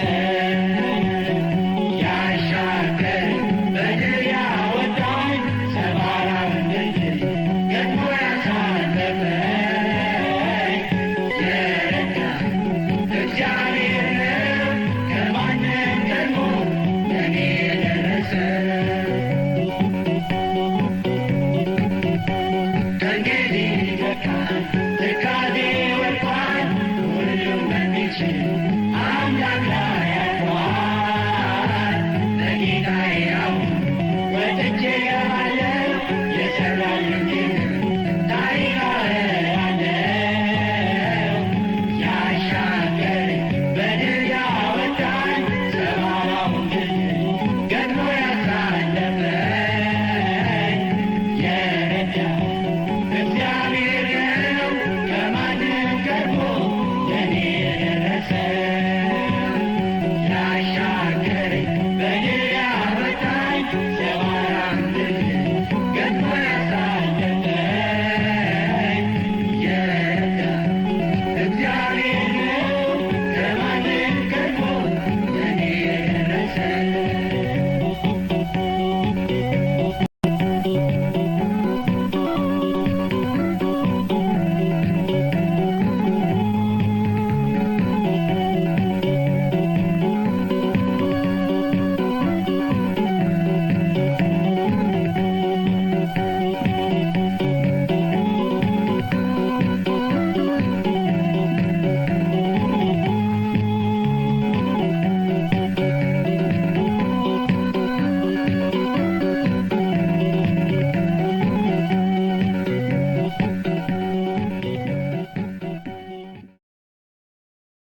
ማዘሬሽ ኑሮና አገልግሎት በአሜሪካ እንዴት ነው? ኑሮና አገልግሎት ለእኔ አልከበደብኝም። ጥሩ ነው ለእኔ። ምክንያቱም ጌታ ተናግሮኝ ነው ከዚያም የመጣሁት። ከነ ልጆችሽ ወደ ባህር ማዶ በአስቸኳይ አሻግርሻለሁ ብሎ ተናግሮኝ ነው ያመጣኝ። እውነት ነው። ከነ ልጆች አንድም ልጅ ሳይቀር ሰብስቦ ነው እግዚአብሔር በዚህ ቦታ ያስቀመጠልኝ እና ልጆቼ ከዚያ ቀርተው ቢሆን ኖሮ በጣም ይከብደኝ ነበር። ነገር ግን ከነ ልጆቼ ነው ሰብስቦ ያመጣኝ እግዚአብሔርና ለእኔ የከበደ ነገር አልነበረም። ባለቤቴም እዚህ ነው፣ ትልቁ ልጅም እዚህ ነበር። የቀሩት ሁሉ እንግዲህ ተሰብስበን እዚህ ሀገር መጣን። እነሱም ትምህርት ቤት ገቡ። ባለቤቴ ይሰራል፣ ትልቁ ልጅም እየተማረ ይሰራል። ሁሉም እየተማሩ እየሰሩ ለእኔ ከባድ ነገር አልነበረም። እኔም ጥቂት ሰርቻለሁ፣ ብዙ ባይሆንም ለእኛ አልከበደብንም። ይገርማችኋል፣ እግዚአብሔር ይናገር እንጂ ከተናገረ ሁሉን ነገር ያሳምራል እና ምንም አልከበደብንም። በእርግጥ ባለቤቴ ወደ ጌታ ቢሄድም በወገንም በልጆችም በሕዝቡም ከእግዚአብሔር ጋር ምንም ለእኔ ክብደት የለው። እግዚአብሔር ይመስገን። አሜን አሜን። አገልግሎትስ በአሜሪካ እንዴት ነው? እንግዲህ አገልግሎት በአሜሪካ እንደተሰጠኝ እንደ አቅሜ አገለግላለሁ። እንደ ሌሎቹ ብዙ ሯጭ ባልሆንም በቤቴ እንደ አቅሜ ሲሉ ምን ማለት ነው? ማለት ባወቅኩት በቻልኩት መጠን ማለት ነው አገለግላለሁ። እንግዲህ በጣም የማገለግለው በጸሎት ነው፣ በጉልበቴ ነው። ምን አለኝ ጌታ? ወደ ዓለም ሁሉ ልክሻለሁ ነው ያለኝ። በእግሬ ወደ ዓለም አልሄድኩም፣ ነገር ግን በጸሎቴ ወደ ዓለም ሁሉ እየሄድኩ እጸልያለሁ። አሜን። ለዓለም ሁሉ ጸልያለሁ በቤቴ ቁጭ ብዬ እና እግዚአብሔር ደግሞ በመጀመሪያም ሆነ አሁንም የብዙዎች እናት አድርጎኛል። እግዚአብሔር የተባረከ ይሁን። ሁሉም ትዬሽዬ ነው የሚለኝና ለእኔ ክብደት የለውም። እኔ ማገልገል ከቻልኩ ሰፊ ስፍራ ሰጥቶኛል። እግዚአብሔር የተመሰገነ ይሁን። አሜን። ክብር ለእግዚአብሔር ይሁን። በቤሪያ ውስጥ እንደሚያገለግሉ እንደገናም ደግሞ በሌላ የእግዚአብሔር ክብር ዓለም አቀፍ አገልግሎት በሚል ውስጥ እንደሚያገለግሉ ይታወቃል እና በጣም 7 days a week ማለት ይቻላል። እና እስኪ ያለውትን እንዳው ልምድ ያጋሩን። እንግዲህ ያው እንደነገርኳችሁ በብዛት በጸሎት ነው የማገለግለው በብዛት እና በቤሪያም አገልግሎት ሲጀመር ገና በዴንቨር ኮሎራዶ የመጀመሪያውን ስብሰባ ሲያደርጉ ያን ጊዜ ነው የገባሁት እኔ እና ከመጀመሪያው ጀምሬ አለሁ ማለት ነው። እግዚአብሔር ይባረክ። እኔ ነኝ እንጂ ቢምላቸው አልተዘጋጀውም እንዲህ አላረኩም እያልኩ ሰፊ አገልግሎት ነው በቤሪያ ያለው።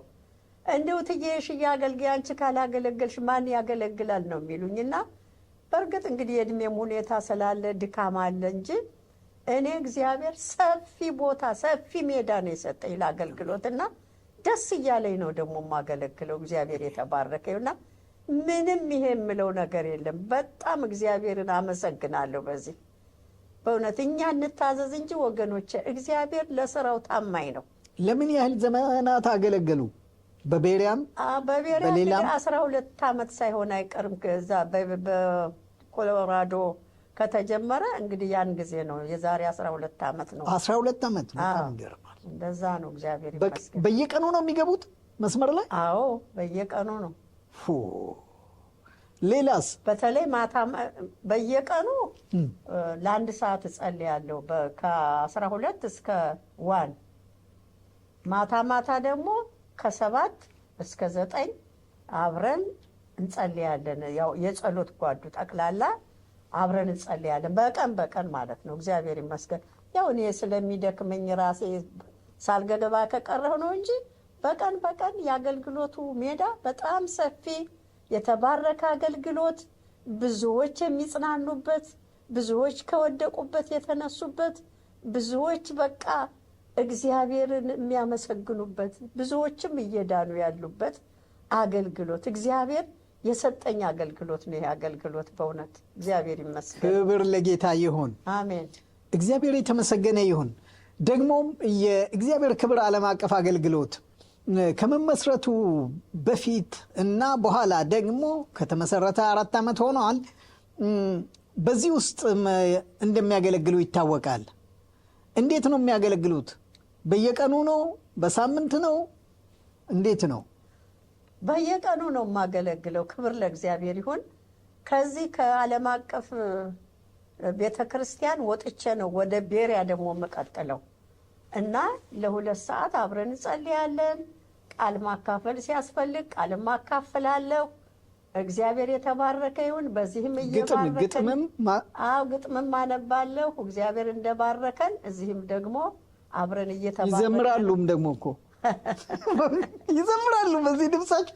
አሁን ቢዘምሩ እኔ በጣም ደስ ይለኝ ነበር። እግዚአብሔር የተመሰገነ ይሁን። ጌታ ይባረክ። አሜን። እኔ አሁን ይሄ ሁሉ ስራ ተሰራ ማለት አልችልም። ይሄን ሁሉ ያደረገው እግዚአብሔር ነው። እግዚአብሔር ስሙ ይባረክ፣ ክብሩን እሱ ይውሰደው በእውነት። አሜን አሜን አሜን አሜን። እንግዲህ የእግዚአብሔር ክብር ዓለም አቀፍ አገልግሎት ራሱ ከተጀመረ 5 ዓመት ነው። ከዛ 4 ዓመት ነው። ከዛ በፊት 5 ዓመት በህብረት ከሌሎች ወገኖች ጋር በየሳምንቱ ነበረ እሱ ፊት ላይ። አሁን ግን በየቀኑ ነው። በየቀኑ መግባት ምን አይነት ኃይል ነው! ከዚህ ወጥቶ እንደገና ወደ ቤሪያ እንዲያው ምን ይሰማዎታል? እኔ በጣም ነው ግርም የምለኝ በእውነት ትጋቶውን በተመለከተ ሳስበው። ኧረ እግዚአብሔር እኮ ነው። ይሄንን እኮ ሰው አይደለም። እኔ ያገለገልኩም አይመስለኝም በራሴ። እኔ እንዳላገለገልኩ ነው የምቆጥረው። ለምን እግዚአብሔር እንደፈለገኝ ሆኜ አልተገኘሁም። እግዚአብሔር በብዙ ነበር የሚፈልገኝና ዛሬ እነዛ ዓመታቶች ይቆጩኛል። እግዚአብሔር እንዳለኝ ሆኜ ያልተራመድኩባቸው አገልግሎቶች፣ በተለይ ደግሞ መገለጥ ሲሰጠኝ ሰውን እየፈራሁ የተውኩበት፣ ከእግዚአብሔር ይልቅ ሰውን ፈርቼ እንትን ያልኩበት የቀነስኩበት፣ ነገሮች እየቀነሱ ይሄዱባቸው በዚያ በጣም ይቆጨኛል። አሁን ለሌላው ሰው ለመተው የምፈልገው እግዚአብሔር በከፈተላችሁ በር እንዳትቆሙ ለማለት እፈልጋለሁ። እግዚአብሔር ከተናገራችሁ ተናገሩ። ከእግዚአብሔር ይሁን እንጂ በቃ ከእግዚአብሔር ማጣራት የሚያስፈልገው እዛ ላይ ነው። ከቃሉ ጋር ተመሳሳይ እንዳው ምስክርነት ይኑረው እንጂ የተፈተነ ይሁን እንጂ ወደ ኋላ መመለስ የለም ነው። እና ብዙ እኔ በዚህ ነገር ብዙ ያበላሸውበት ባለመታዘዝ ነው። ባለመታዘዝ ብዙ ጸጋዎችን አደብዝዣለሁና እንደው ከዚህ ከኔ ሰዎች እንዲማሩ ፈልጋለሁ። እኔ በጣም ይገርመኝ የነበረ አንድ የእርሶ መልእክት በዚህ አጋጣሚ መቼስ ነገር ያነሳዋልና እዛ ጅማ አንድ እኔ ማገልገል ሲጀምር መልእክቱ ቀርቷል ቀጥል ይላሉ። እንዴት ነው ይሄ ነገር? እንዴት ያውቃሉ መልእክቱ መቅረቱን? እኔ አላቅም። የእግዚአብሔር መንፈስ ግን ሲጀመርም ያሳየኛል፣ ሲቆምም አንዳንድ ሰዎች ሲጨምሩም ያሳየኛል። አሁንና በእንደዛ ነበረ። ምንድን ነው ማረጋገጫው? አሁን ለምሳሌ እኔ አንዴ ጠይቄዎት ነበረ ዘር ሊዘራ ሲወጣ ብለው የተናገሩትን ያስታውሳሉ? ለምሳሌ አንድ ትንቢት አንድ ሰው ለመናገር ሲጀምር ወደ 10 ብርቱካን ወደሱ ይመጣና ቁጭ ይላል። ሰውየው የመጀመሪያውን ትንቢት ሲናገር አንዱን ነጥብ ሲናገር አንዱ ብርቱካን ለህዝቡ ተከፋፍሏል ያሉ በራእይ እሳቸው። ከዛ በኋላ ሁለተኛውን ሲናገር ሁለተኛው ይሄዳል፣ ሶስተኛ ይሄዳል። መልእክቱንም እያደመጡ ሰውየው ካቆመ ከዛ ብርቱካኑ ወደ ሳልክ ካቆመ መልእክቱ ቀርቷል እንደምሉ ነግረውኛል። እንዴት ነው ይሄ ነገር? ያው የመንፈስ ቅዱስ ስራ ነው። መንፈስ ቅዱስ ያንን በሚያሳየኝ ጊዜ ነው እንጂ ከራሴማ ምኑን አውቀዋለሁ? ከጨመረስ ጨምረሃልና አቁም ይሉታል ወይስ? አውላለሁ። እግዚአብሔር የተመሰገነ ይሁን። በጣም ነው ደስ የሚለው። ክቡራን ተመልካቾቻችን በጣም ደስ እንደምላችሁ አምናለሁ። እግዚአብሔር የተመሰገነ ይሁን። እግዚአብሔር ተናገረ፣ የማይናገር ማን ነው? እና እናታችን ማዘሬሽ እንግዲህ እንዲህ አይነት ልምድ አላቸው። ለመሆኑ እርሶ ደግሞ በጣም የሚገርመው ወደ ሌላ እስኪ እንሂድ። አንድ መጽሐፍ በእጄ ላይ አለች። እርሱ ባለው የሺ አዲሴ ፋንታ ይላል። ክብር ለእግዚአብሔር ለአምላካችን ይሁን። ማዘሬሽ የሚታወቁት ደራሲ በመሆንም ነው፣ ገጣሚ በመሆንም ነው። እንደገና እሱ ባለው የምለውን የግጥም መጽሐፍ እንዴት ለመጻፍ ተነሳሱ? እኔ እንኳን ለመጻፍ አልተነሳሳውም። እውነቱን ለመናገር እኔ ያው እግዚአብሔር ሲሰጠኝ ሌሊት ቀስቅሶ ያመጣልኛል። መጀመሪያ አልገባኝም ነበር። ሲመጣ እንዴ ይሄ ነገር መጻፍ አለብኝ ብዬ መጻፍ ጀመርኩኝ። መጀመሪያ ስለ ኤልያስ ነው የሰጠኝ እና መጽሐፍ ስጀምር እየቀጠለ ሄደና ዝም ብዬ እየጻፍኩ እማያስቀምጪው መጽሐፍ ይሆናል አንድ ቀን ምናምን ይሉኛል ልጆቹና ምን መጽሐፍ ይሆናል ደግሞ እኔ አሁን የጫርኩት ነገር ምናምን ላቸዋለሁ። ግን እንዳሉትም አልቀረም። እኔ በማላቀው ደረጃ ደብተሩን ላኪልን አሉ። ላኩላቸው። በመጽሐፍ መልክ ወጥቶ ለህዝብ ለአንባቢያን ደርሷል። እግዚአብሔር የተባረከ። ክብር ለጌታ ይሁን። እርሱ ባለው ይላል። እንዴት ነው? ምን ማለት ነው? እርሱ ባለው ይላል። ርዕሱ ደግሞ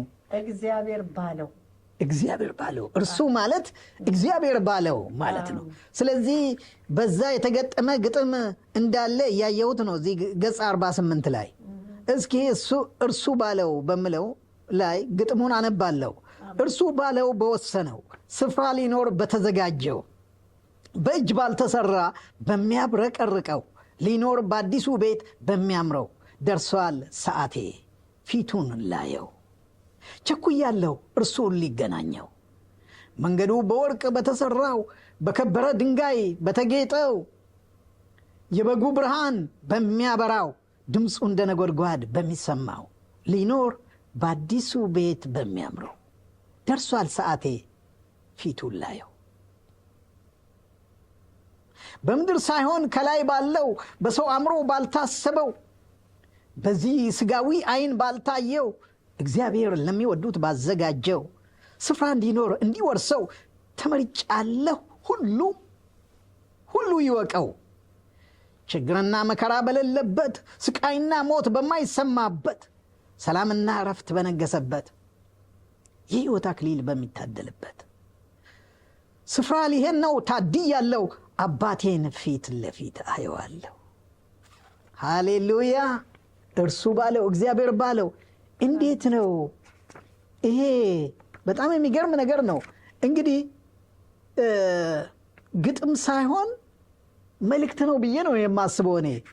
እርሶም ተናግረውታልና ክብር ሁሉ ለእግዚአብሔር ለአምላካችን ይሁን። እንግዲህ እግዚአብሔር ይህን አደረገ ለሀገሩ ለኢትዮጵያ።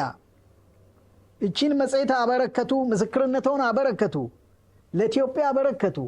ለኤርትራም ተተርጉሞ እንዲደርሳቸው እግዚአብሔር በፈቀደ ጊዜ ካስፈለገ በትግርኛ ማስተርጎም ይቻላልና እንግዲህ በእንግሊዝኛም ደግሞ ወደ እንግሊዝኛ ቋንቋ መለወጥና ለአሜሪካውያን እንዲደርስ ማድረግ ይቻላል።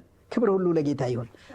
በመሰረቱ ለሀገሩ ለኢትዮጵያ፣ ለኤርትራ፣ ለአሜሪካ የኢትዮጵያ በተለይ ወንጌላውያን አብያተ ክርስቲያናት ህብረት ቅድም ምክሮችን እየሰጡ ነበርና አሁን ያለውት ምክር ምንድን ነው? እንዲያው ያለኝ ምክር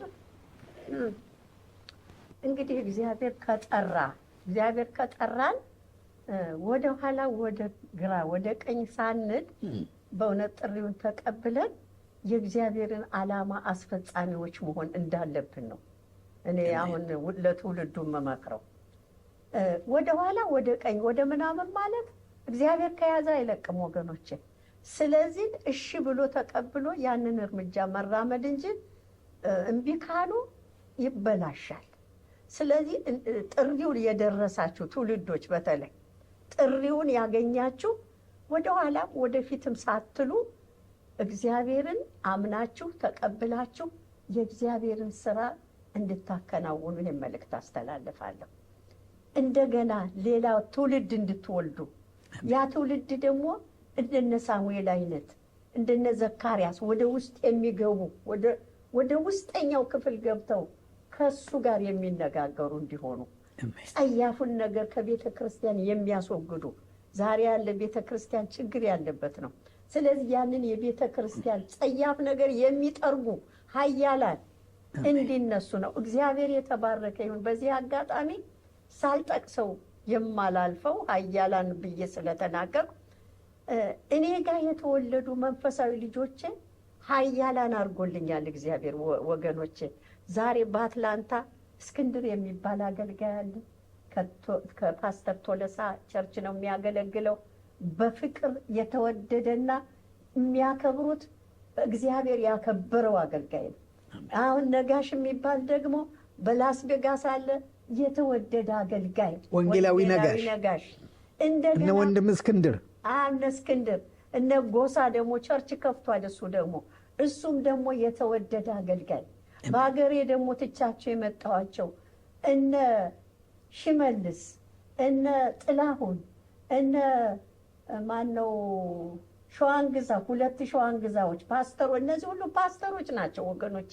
ኃያላን አገልጋዮች እግዚአብሔር የሰጠኝ ታማኞች፣ ለእግዚአብሔር የማይደራደሩ፣ በእግዚአብሔር ነገር ላይ ፈጽሞ ወደ ኋላ የማይሉ እነዚህን እግዚአብሔር አሳድጎልኝ ሳይ እግዚአብሔርን አመሰግናለሁ። ፓስተር ደረጀ እነ ፓስተር ደረጀ እነ ያው ፓስተር የነበረው እሱ ነው።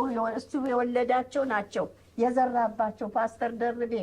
በእውነት እግዚአብሔር ኃያላን እነዚህ 108 ቸርች የከፈቱት እነሱ ናቸው። እነሱ ተጋድሎ መጋደል ነው። ሴቶቹ እነ ብርቱካን እነ ቴነሽ እና አስካለ ምነው ብዙዎችን መጥቀስ አልችልም፣ እንደው በጣም የቀረቡኝን ነውና እነዚህ እናስናቀች በጸሎት ይጋደሉ የነበሩ ዛሬም ተጋዳዮች ለቤተ ክርስቲያኒቱ የጀርባ አጥንት የሆኑ የሚያገለግሉ ቀናተኞች ናቸው። እነዚህ ሁሉም መቆጥራቸው ነው። እናንተም በጫማችሁ ደግሞ እንዲህ አይነት አገልጋዮች እንድትወልዱ ለቤተ ክርስቲያን የሚቆሙ ለእግዚአብሔር ነገር የማይደራደሩ የቆረጡ እንደነ ጳውሎስ አይነቶች በቃ መውለድ እንድትወልዱ እኔ ጸሎቴ ነው አደራይም ነው እና ይሄንን ማስተላለፍ። አሜን አሜን አሜን አሜን አሜን። በዚህ አጋጣሚ እንግዲህ ለልጆቾ ለልጅ ልጆቾ እንደገና ለመንፈሳዊ ልጆቾ የሚያስፈልገውን ምክር እንደለገሱ አስባለሁ። ልጅ ልጆቾስ እንዳው እነሱን ስፔሲፊክ ማድረግ ቢያስፈልግ እና እግዚአብሔርን እጅግ አድርገን እናመሰግናለን። ለእነሱስ የሚሉት አለዎት? ለልጆቾ ለልጅ ልጆቾ? አዎ እግዚአብሔር ይመስገን። እንግዲህ ልጆቼ ሁሉም በእግዚአብሔር ቤት ናቸው እና በጣም ደስ ይለኛል እንደዛ በመሆናቸው። በእውነት በእግዚአብሔር አደባባይ በመቆማቸው እግዚአብሔር እናመሰግናለሁ። እንግዲህ አገልጋዮች ናቸው። እነማን ናቸው ልጆቹ? ልጆቼ እንግዲህ ዶክተር ጌታቸው ወልዴ ይባላል። ኤልሳቤጥ ወልዴ ነርስ ናት። ዮሐንስ ወልዴ ነርስ ነው። ትዕግስት ነርስ ናት። እነዚህ የእግዚአብሔርን ስራ የሚሰሩ ናቸው። ቀጥሉ እስኪ ልጆቹ። ወንጌላውያን አይባሉ እንጂ እነዚህ የእግዚአብሔርን ነገር እያከናወኑ ያሉ ወገኖች ናቸው፣ ልጆቼ ናቸው እና እግዚአብሔርን አመሰግናለሁ። እነ ባንቹ እነ ጽዮን ዘማሪ ናት። ጽዮን ደግሞ እግዚአብሔር የሰጣት ድምፅ አለ በእውነት እና እሷም ዘማሪ ናት። ሁሉም አገልጋዮች ናቸው። እነ ማይክ እሱም ደግሞ ሁሉ ሰው የሚያገለግል እግዚአብሔር ይባርከው እና በብዙ እግዚአብሔር ባርኮኛል ወገኖች። የልጅ ልጆችም ደግሞ በእርግጥ አሁን ገና ባለቤቶቻቸው የተባረኩ መጥፎ እኔ ቤት አልገባም። መጥፎ ሰው በልጆች ሚስቶችም በልጆች ባሎችም በፍጹም መጥፎ ሰው አልገባም። መቼስ አንዳንዴ ስንጫወት በጣም የሚያደንቋቸው አሉ። ለምሳሌ ከልጆቻቸው እንደ ወንጌላዊ እንደ ሰባኪ ናርዶስ የዮሐንስ ባለቤት በጣም እኔም በሰርግ ላይ ቆማ በጣም በቃ ያስደመመች ነችና እኔ በጣም ነው የሚገርመኝ። እንግዲህ ሌሎችም አሉ። የዶክተር ባለቤት ገነትም አለች እና የሚደነቁት ልጆቹን እንዳው በርቱ እንደ ናርዲ ወይም እንደ ሌሎች ደግሞ በቃ በአደባባይ ወጥታችሁ ስበኩ ወይም አንድ ነገር አድርጉ ለማለት የሚፈልጉት ነገር ካለ እንዳው? እሱማ በጣም ነው የምለው። በጣም ከረጃ አረጋችኋለሁ። በጣም እናንተ ካላገለገላችሁ በገንዘባችሁም ሆነ በሞራል ቢሆን በመዝሙር በቃል ቢሆን እናንተ ብዙ ሰምታችኋል፣ ብዙ ይጠበቅባችኋል። እናንተ ካላገለገላችሁ ማን ያገለግላል? በተለይ ቤታችሁን አገልግሉ፣ ልጆቻችሁን አገልግሉ ላለሁ እና እያገለገሉ ነው እውነት ለመናገር እና በተለይ አንዷ የልጅ ልጅ ትልቋ ማለት ነው የኤልሳቤጥ ልጅ ምንድን ነው የምታደርገው? የእምነቷን ጥንካሬ ልነግራችሁ ነው። ዋና ስትገባ ጀርባዋ ላይ እኔ ቅድም የጠቀስኩት ጥቅስ አለ። ኃይልን በሚሰጠኝ በክርስቶስ ሁሉን እችላለሁ ብላ ጥቅሱን ጀርባዋ ላይ ጽፋ ነው የምትገባው። በእንግሊዝኛ ዋና ስትገባ እንደዛ ብላ። ዋናተኛ እንደሆነች ያውቃለሁ። ሆሲ ትባላለች። ሆሲ አማረ ትባላለች።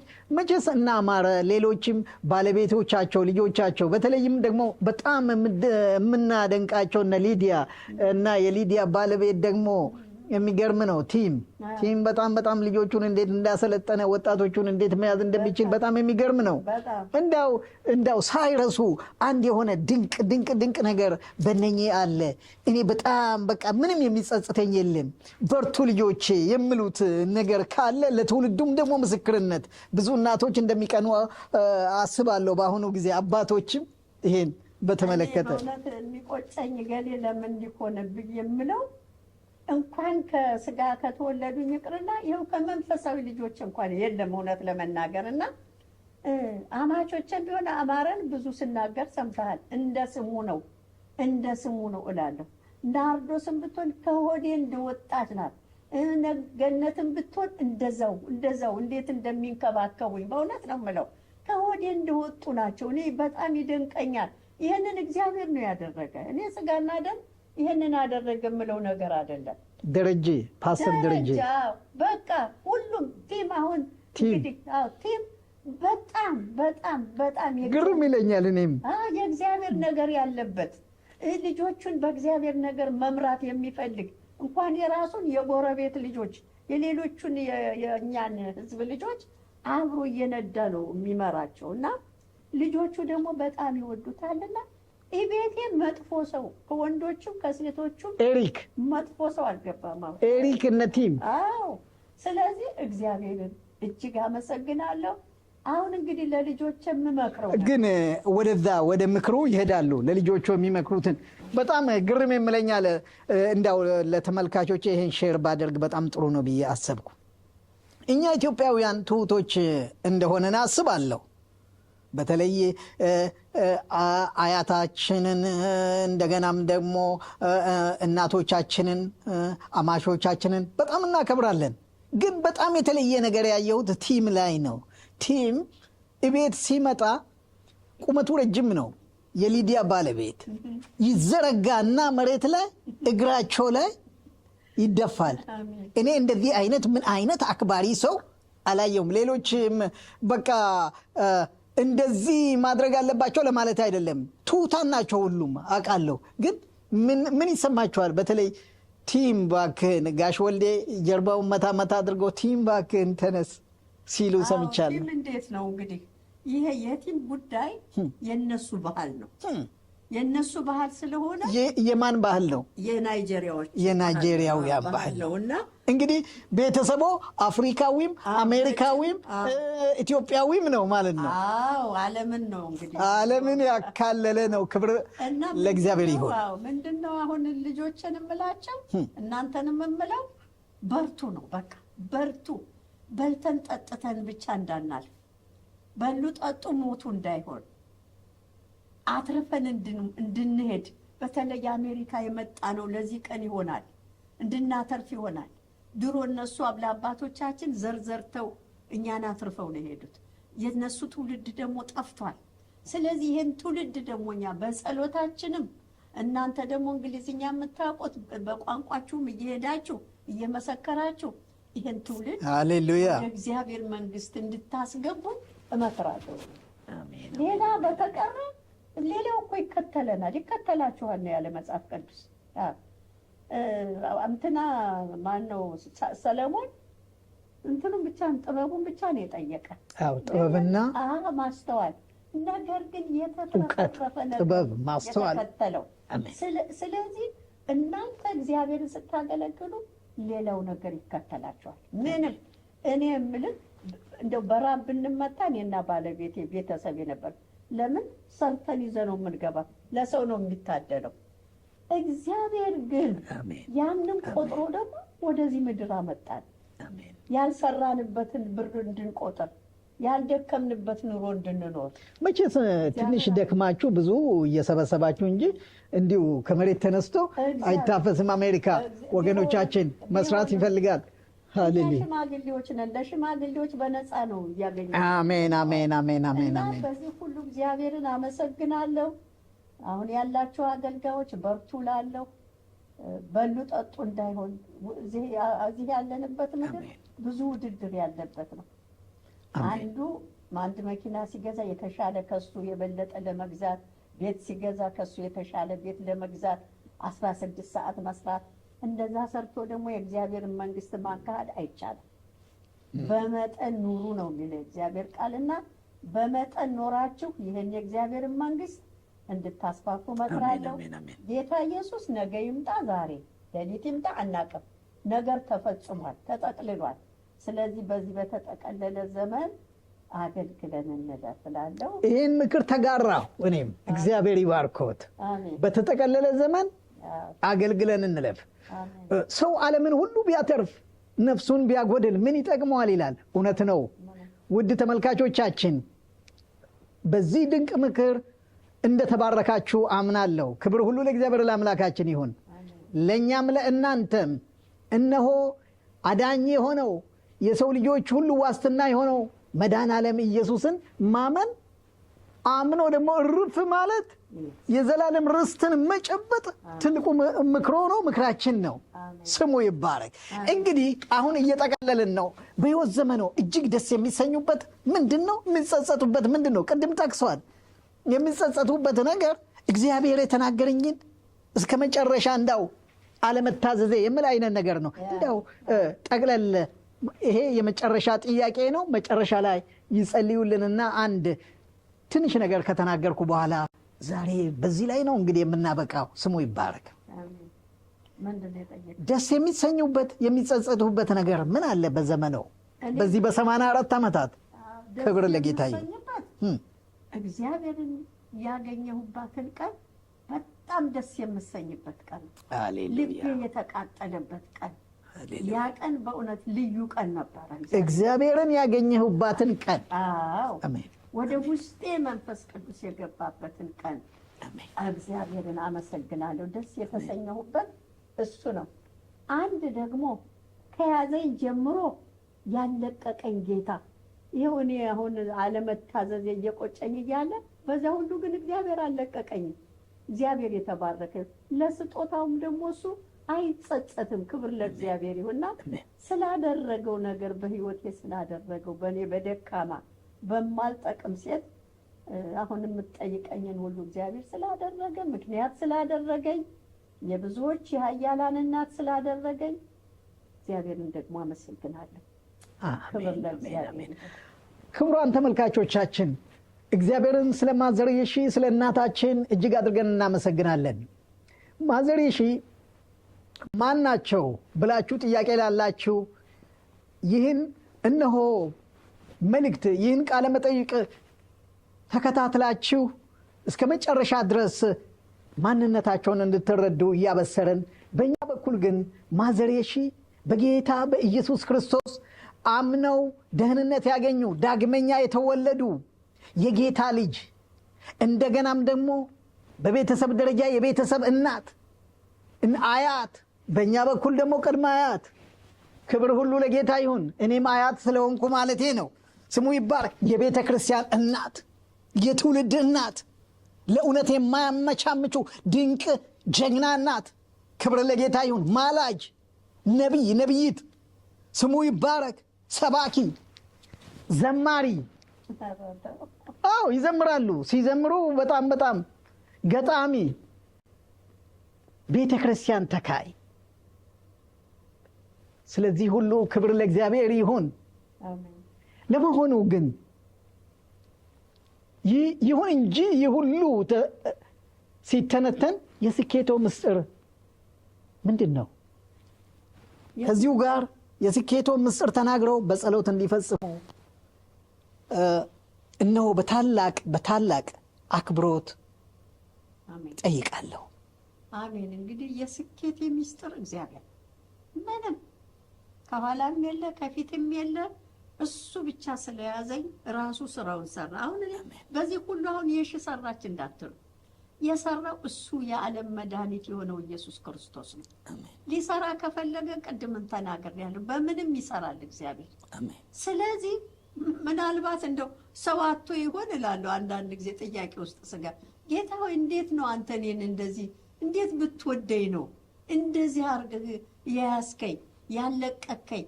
እኔ ብዙ ጊዜ እኮ ልለቅህ እፈልጋለሁ በአንዳንድ ነገር ግን ያለቀከኝ ያከበርከኝ ከምንም ቦታ ያነሳኸኝ እንደው ምንድን ነው ብዬ የስኬቴ ምክንያቱና ዓላማ ያለው ክርስቶስ ኢየሱስ ብቻ ነው በእኔ። እሱ ነው እንጂ ያገለገለኝ እኔ እሱን አላገለገልኩም። አሁን መጽሐፍ ብትሉ መጸለይ ቢሆን ሰው አፉን መክፈት አይችልም። እግዚአብሔር ካልረዳው አንድ ቃል መናገር አይችልም። ግን እግዚአብሔር ሲረዳ ደግሞ ሰማያትን ይከፍታል። እና እግዚአብሔር የዚህ ሁሉ ነገር አድራጊም ወሳኝም መካሪም አድራጊውም እሱ ብቻ ነው። እኛ መንገዱንም ምኑንም አናውቀው፣ ወዴት እንደምንወጣ ምን ራሱ ቤተ ክርስቲያን ለመመስረት ህጉን አናቅ፣ ምኑን አናቅ። እሱ ራሱ ነው እየመራን እዚህ ያደረሰን ወገኖችና ስኬቱ እሱ ነው። አሁን ጸሎትም ቢባል እሱ ነው፣ ቃልም ቢባል እሱ ነው። እሱ ነው የሰው ሁሉ የአገልጋዮች ስኬት መድኃኒዓለም ብቻ ስለሆነ እሱን እናመሰግናለን። ክብር ለእግዚአብሔር። አሜን። ሃሌሉያ። ጌታ እናመሰግናለን። ተመልካቾቻችን ሁላችንም በያለንበት አብረን እንጸልያለን ከእናታችን ከማዘር የሺ ጋር። ሃሌሉያ ሃሌሉያ። በዘላለም ፍቅርህ የወደድከን ዘላለማዊና ጻድቅ ሆንክ አባትና አምላካችን ታዳጊያችን የታደግከን ከምንም ስፍራ ያመጣህን እግዚአብሔር ሆይ እያንዳንዳችን ብንጠየቅ የምንለው ነገር አለ። እንዴት እንዳገኘህን፣ እንዴት እንደመጣን፣ እንዴት ያንተ ንብረት እንደሆን፣ እንዴት ገንዘብህ እንዳደረከን የዘላለም አምላክ አንተ ለሁሉ ይሄን አድርገሃል እና ወገኖቼ ቢጠየቁ ከኔ በላይ መናገር ይችላሉ። ስለዚህ የዘላለም አምላክ እግዚአብሔር ሆይ እጅግ ስላገዘን፣ መንፈስ ስላገዘን፣ ሰማይ በእኛ ላይ ስለተከፈተ ስላገለገልከን እግዚአብሔር ሆይ እኛ እኮ አንተን አላገለገልንም። አንተ እኮ ነህ እያገለገልከን ያለ፣ እያወጣህ እያገባህን እያኖርከን ያለ፣ እድሜ እየጨመርክልን ያለ አንተ እኮ ነህ ጌታ ሆይ እናመሰግንሃለን። ብዙ ምስጋና፣ ብዙ አምልኮ፣ ብዙ ነገር ላንተ ይገባሃል። አምላኬና መድኃኒቴ የእነ አብርሃም አምላክ አትፍሩ የምትል እነሆ በርቱ የምትል ከእናንተ ከአብርሃም ከወዳጅ የምሰውረው ነገር አለ ወይ የምትል ከእኛም የሰወርከው ነገር ስለሌለ ጌታ ሆይ እናመሰግንሃለን። በለመለመ መስክ ያሳደርከን የመራሃል እግዚአብሔር መንፈስህን የለቀክልን እግዚአብሔር በወንዝ ዳር እንደተተከለች ዛፍ ፍሬያማ ያደረከን አንተ ነህ። እግዚአብሔር አምላክ ሆይ በእውነት ወደ ዓለም ሁሉ ሂዱ ነው የተባልነው። ስለዚህ ወደ ዓለም አምጥተህናል ጌታ ሆይ በእውነት መምጣታችን ፍሬያማ እንዲሆን የኔ ጌታ እንዲሁ እንደው ለስጋችን ተመችቶን ብቻ እንዳናልፍ እግዚአብሔር የቤት ቅናት እንዲበላል፣ የሚጠፉት ወገኖቻችን ነገር እንዲበላል፣ የሚጠፋ ሕዝብ እንዲበላል፣ የዚህ ሀገር ትውልድ ነገር እግዚአብሔር ሆይ እነሆ እንዲያስጨንቀን ዝም እንዳንል እግዚአብሔር ሆይ ስተዋል ጌታ በፍጹም ስተዋል። ስለዚህ ከዚህ ከስተታቸው የሚመልስ አንድ ሰው ከነሱ አስነስተን ዳዊትን እንዲወቀሰው ጌታ ሆይ ሄዶ እንዲወቅሳቸው ኃይል እንድትሰጠው እግዚአብሔር አምላክ ትውልዱን እንዲመልስ የዘላለም አምላክ ይሄ በየትምህርት ቤቱ ርካሽ ነገር የሚያደርጉ የሚያወሩት ለማይጠቅም ነገር ትውልዱን እያዘጋጁ ያለ መንፈስ በኢየሱስ ክርስቶስ ስም እጁን ከትውልዱ ላይ እንዲያነሳ እንጸልያለን። እግዚአብሔር አምላካችን ሆይ ይህን አድርገን እንድናልፍ ልጆቻችን ወገኖቻችን ይህን ስራ ሰርተው ከቤተ ክርስቲያን ጸያፉን ነገር አስወግደው እውነተኛ ስራ እውነተኛ በምል ሰርቶ ህዝቡ እንዲያልፍ ጌታ ሆይ ላንተ አሳልፈን እንሰጣለን። ተነግሮልናል ጌታ ሆይ ከባህር ማዶ ያሉ የኢትዮጵያ ሴቶች ልጆቼ ቁርባኔን ያመጡልኛል ተብሎ ተጽፏል። እውነተኛ ቁርባን እንድናቀርብልህ እውነተኛ ነገር እንዲገኝብን ጌታ ሆይ ሰዎች ጌታ ሆይ የሚሹት ነገር ሲመጡ እንዳናጣ ጌታ ባዶ እጃችንን እንዳንሆን እግዚአብሔር የምንቆርስላቸው እንዲኖረን የምንሰጣቸው እንዲኖረን እግዚአብሔር አምላክ ላንተ አሳልፈን እንድንሰጥ እርዳን።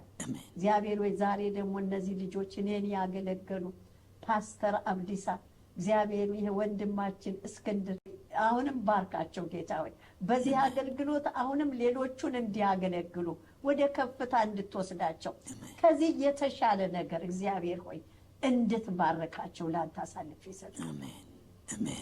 ቤታቸው ልጆቻቸው ሁሉ ይባረኩ። ልጆቻቸው በእነሱ ጫማ የሚተኩ ይሁኑ።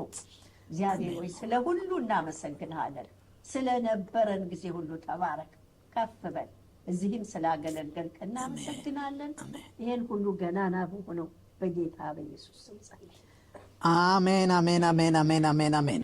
ክብር ሁሉ ለእግዚአብሔር ለአምላካችን ይሁን። ውድ ተመልካቾቻችን ወይዘሮ የሺ አዲስ ፋንታ ማን ናቸው? ጌታ ኢየሱስን እንደ ግል አዳኛቸው አድርገው የተቀበሉ ዳግመኛ የተወለዱ ደግሞ የምድራዊ አገልግሎታቸውን ሲጨርሱ ወደ አባታቸው የሚሄዱ ቆራጥ የእምነት አርበኛ ናቸው። ክብር ሁሉ ለእግዚአብሔር ለአምላካችን ይሁን።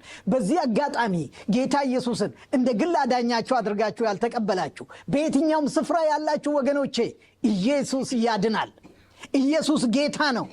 ኢየሱስ የዓለም መድኃኒት ነው። ክብር ሁሉ ለስሙ ይሁን። እርሱን ተቀብላችሁ እርፍ እንድትሉ በጌታ በኢየሱስ ስም ጋብዛችኋለሁ። መዳን በሌላ በማንም የለም። እንድንበት ዘንድ የሚገባን ከሰማይ በታች የተሰጠ ሌላ ስም የለም። ወገኖቼ ከየትኛውም ሃይማኖት ከየትኛውም እምነት ሁኑ ኢየሱስን እነሆ ያልተቀበለ ሰው ወደ መንግሥት ሰማያት እንደማይገባ መጽሐፍ ቅዱሳችን ይናገራል። ኢየሱስ መንገድ ነው። ኢየሱስ ሕይወት ነው። ኢየሱስ እውነት ነው። ክብር ሁሉ ለእግዚአብሔር ለአምላካችን ይሁን። አሁን ውድ ተመልካቾቻችን በእናንተ ስም ጥሪያችንን አክብሮ ስለተገኙ ስለ እናታችን በእግዚአብሔር ክብር ዓለም አቀፍ አገልግሎትና በራሴ ስም እንዲሁም ከዓለም ዙሪያ ይህን ቃለ መጠይቅ በሚመለከቱ በአድማጮቻችን ስም የከበረ ምስጋና አቀርባለሁ። ፕሮግራማችንን እዚህ ላይ ጨረስን። ተባረኩ። እግዚአብሔር ይባርካችሁ። ደህና ቆዩልን።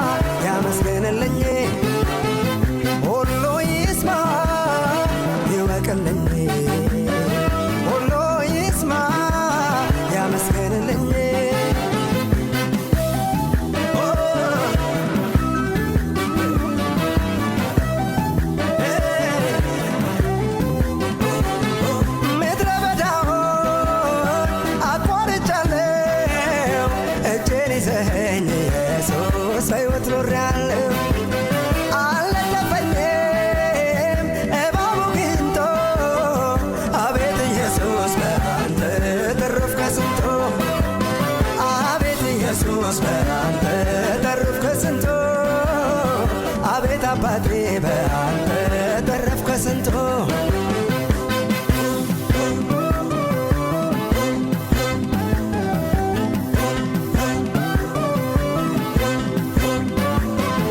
ሲጨላልም አይነጋ ሲመስል የቅርቤ ሩቅ ገለል ገለል ሲል በውድቅቱ ሌሊት መጣህና በሰልፍ ቀን ራስን ሸፈንክና አዘመርከኝ አዘመርከኝ አዘመርከኝ እንዳዳንኩ እንዳገዝኩ መስክር አልከኝ አባት ሆንከኝ ክብር ሆንከኝ ተሸክምከኝ በደግ እጅ እቅፍ አድርገህ አነሳኸኝ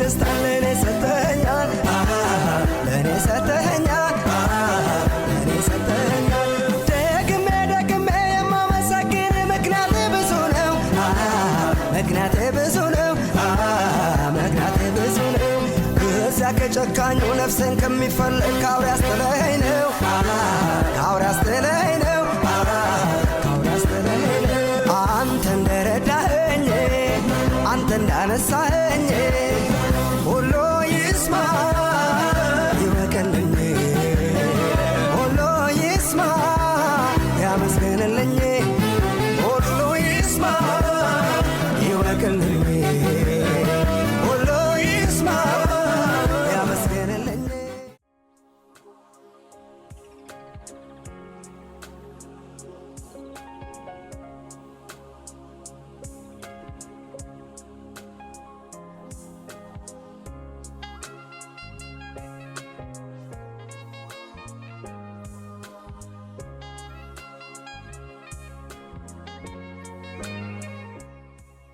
እንኳን ወደ እግዚአብሔር ክብር ዓለም አቀፍ አገልግሎት ዋሽንግተን ዲሲ የሰሜን አሜሪካ አካባቢ የወንጌል ስርጭት ጣቢያ በሰላም መጣችሁ። አገልግሎታችን አንደኛ በቴሌኮንፈረንስ ቁጥር 727-731-9597 በቀጥታ ዘወትር ከሰኞ እስከ ቅዳሜ ከቀኑ 11 AM እስከ 1 PM በዋሽንግተን ዲሲ ኢስተርን ታይም ዞን ከዓለም ዙሪያ በተለያዩ አገልጋዮች በኩል በተለያዩ ርዕሶች ላይ ጸሎት፣ የመጽሐፍ ቅዱስ ጥናት፣ ትምህርትና ስብከት ለ2 ሰዓታት ለዓለም ሁሉ ይሰራጫል። ሁለተኛ እንዲሁም ከላይ በተጠቀሰው ቴሌኮንፈረንስ ቁጥር ማለትም በ727-731-9597 እና በሲልቨር ስፕሪንግ በሚገኘው የጸሎት አዳራሽ በመገኘት ዘወትር እሁድ ጠዋት 9 AM እስከ 11 AM ድረስ በተለያዩ ርዕሶች ላይ ለልጆች፣ ለቤተሰብ፣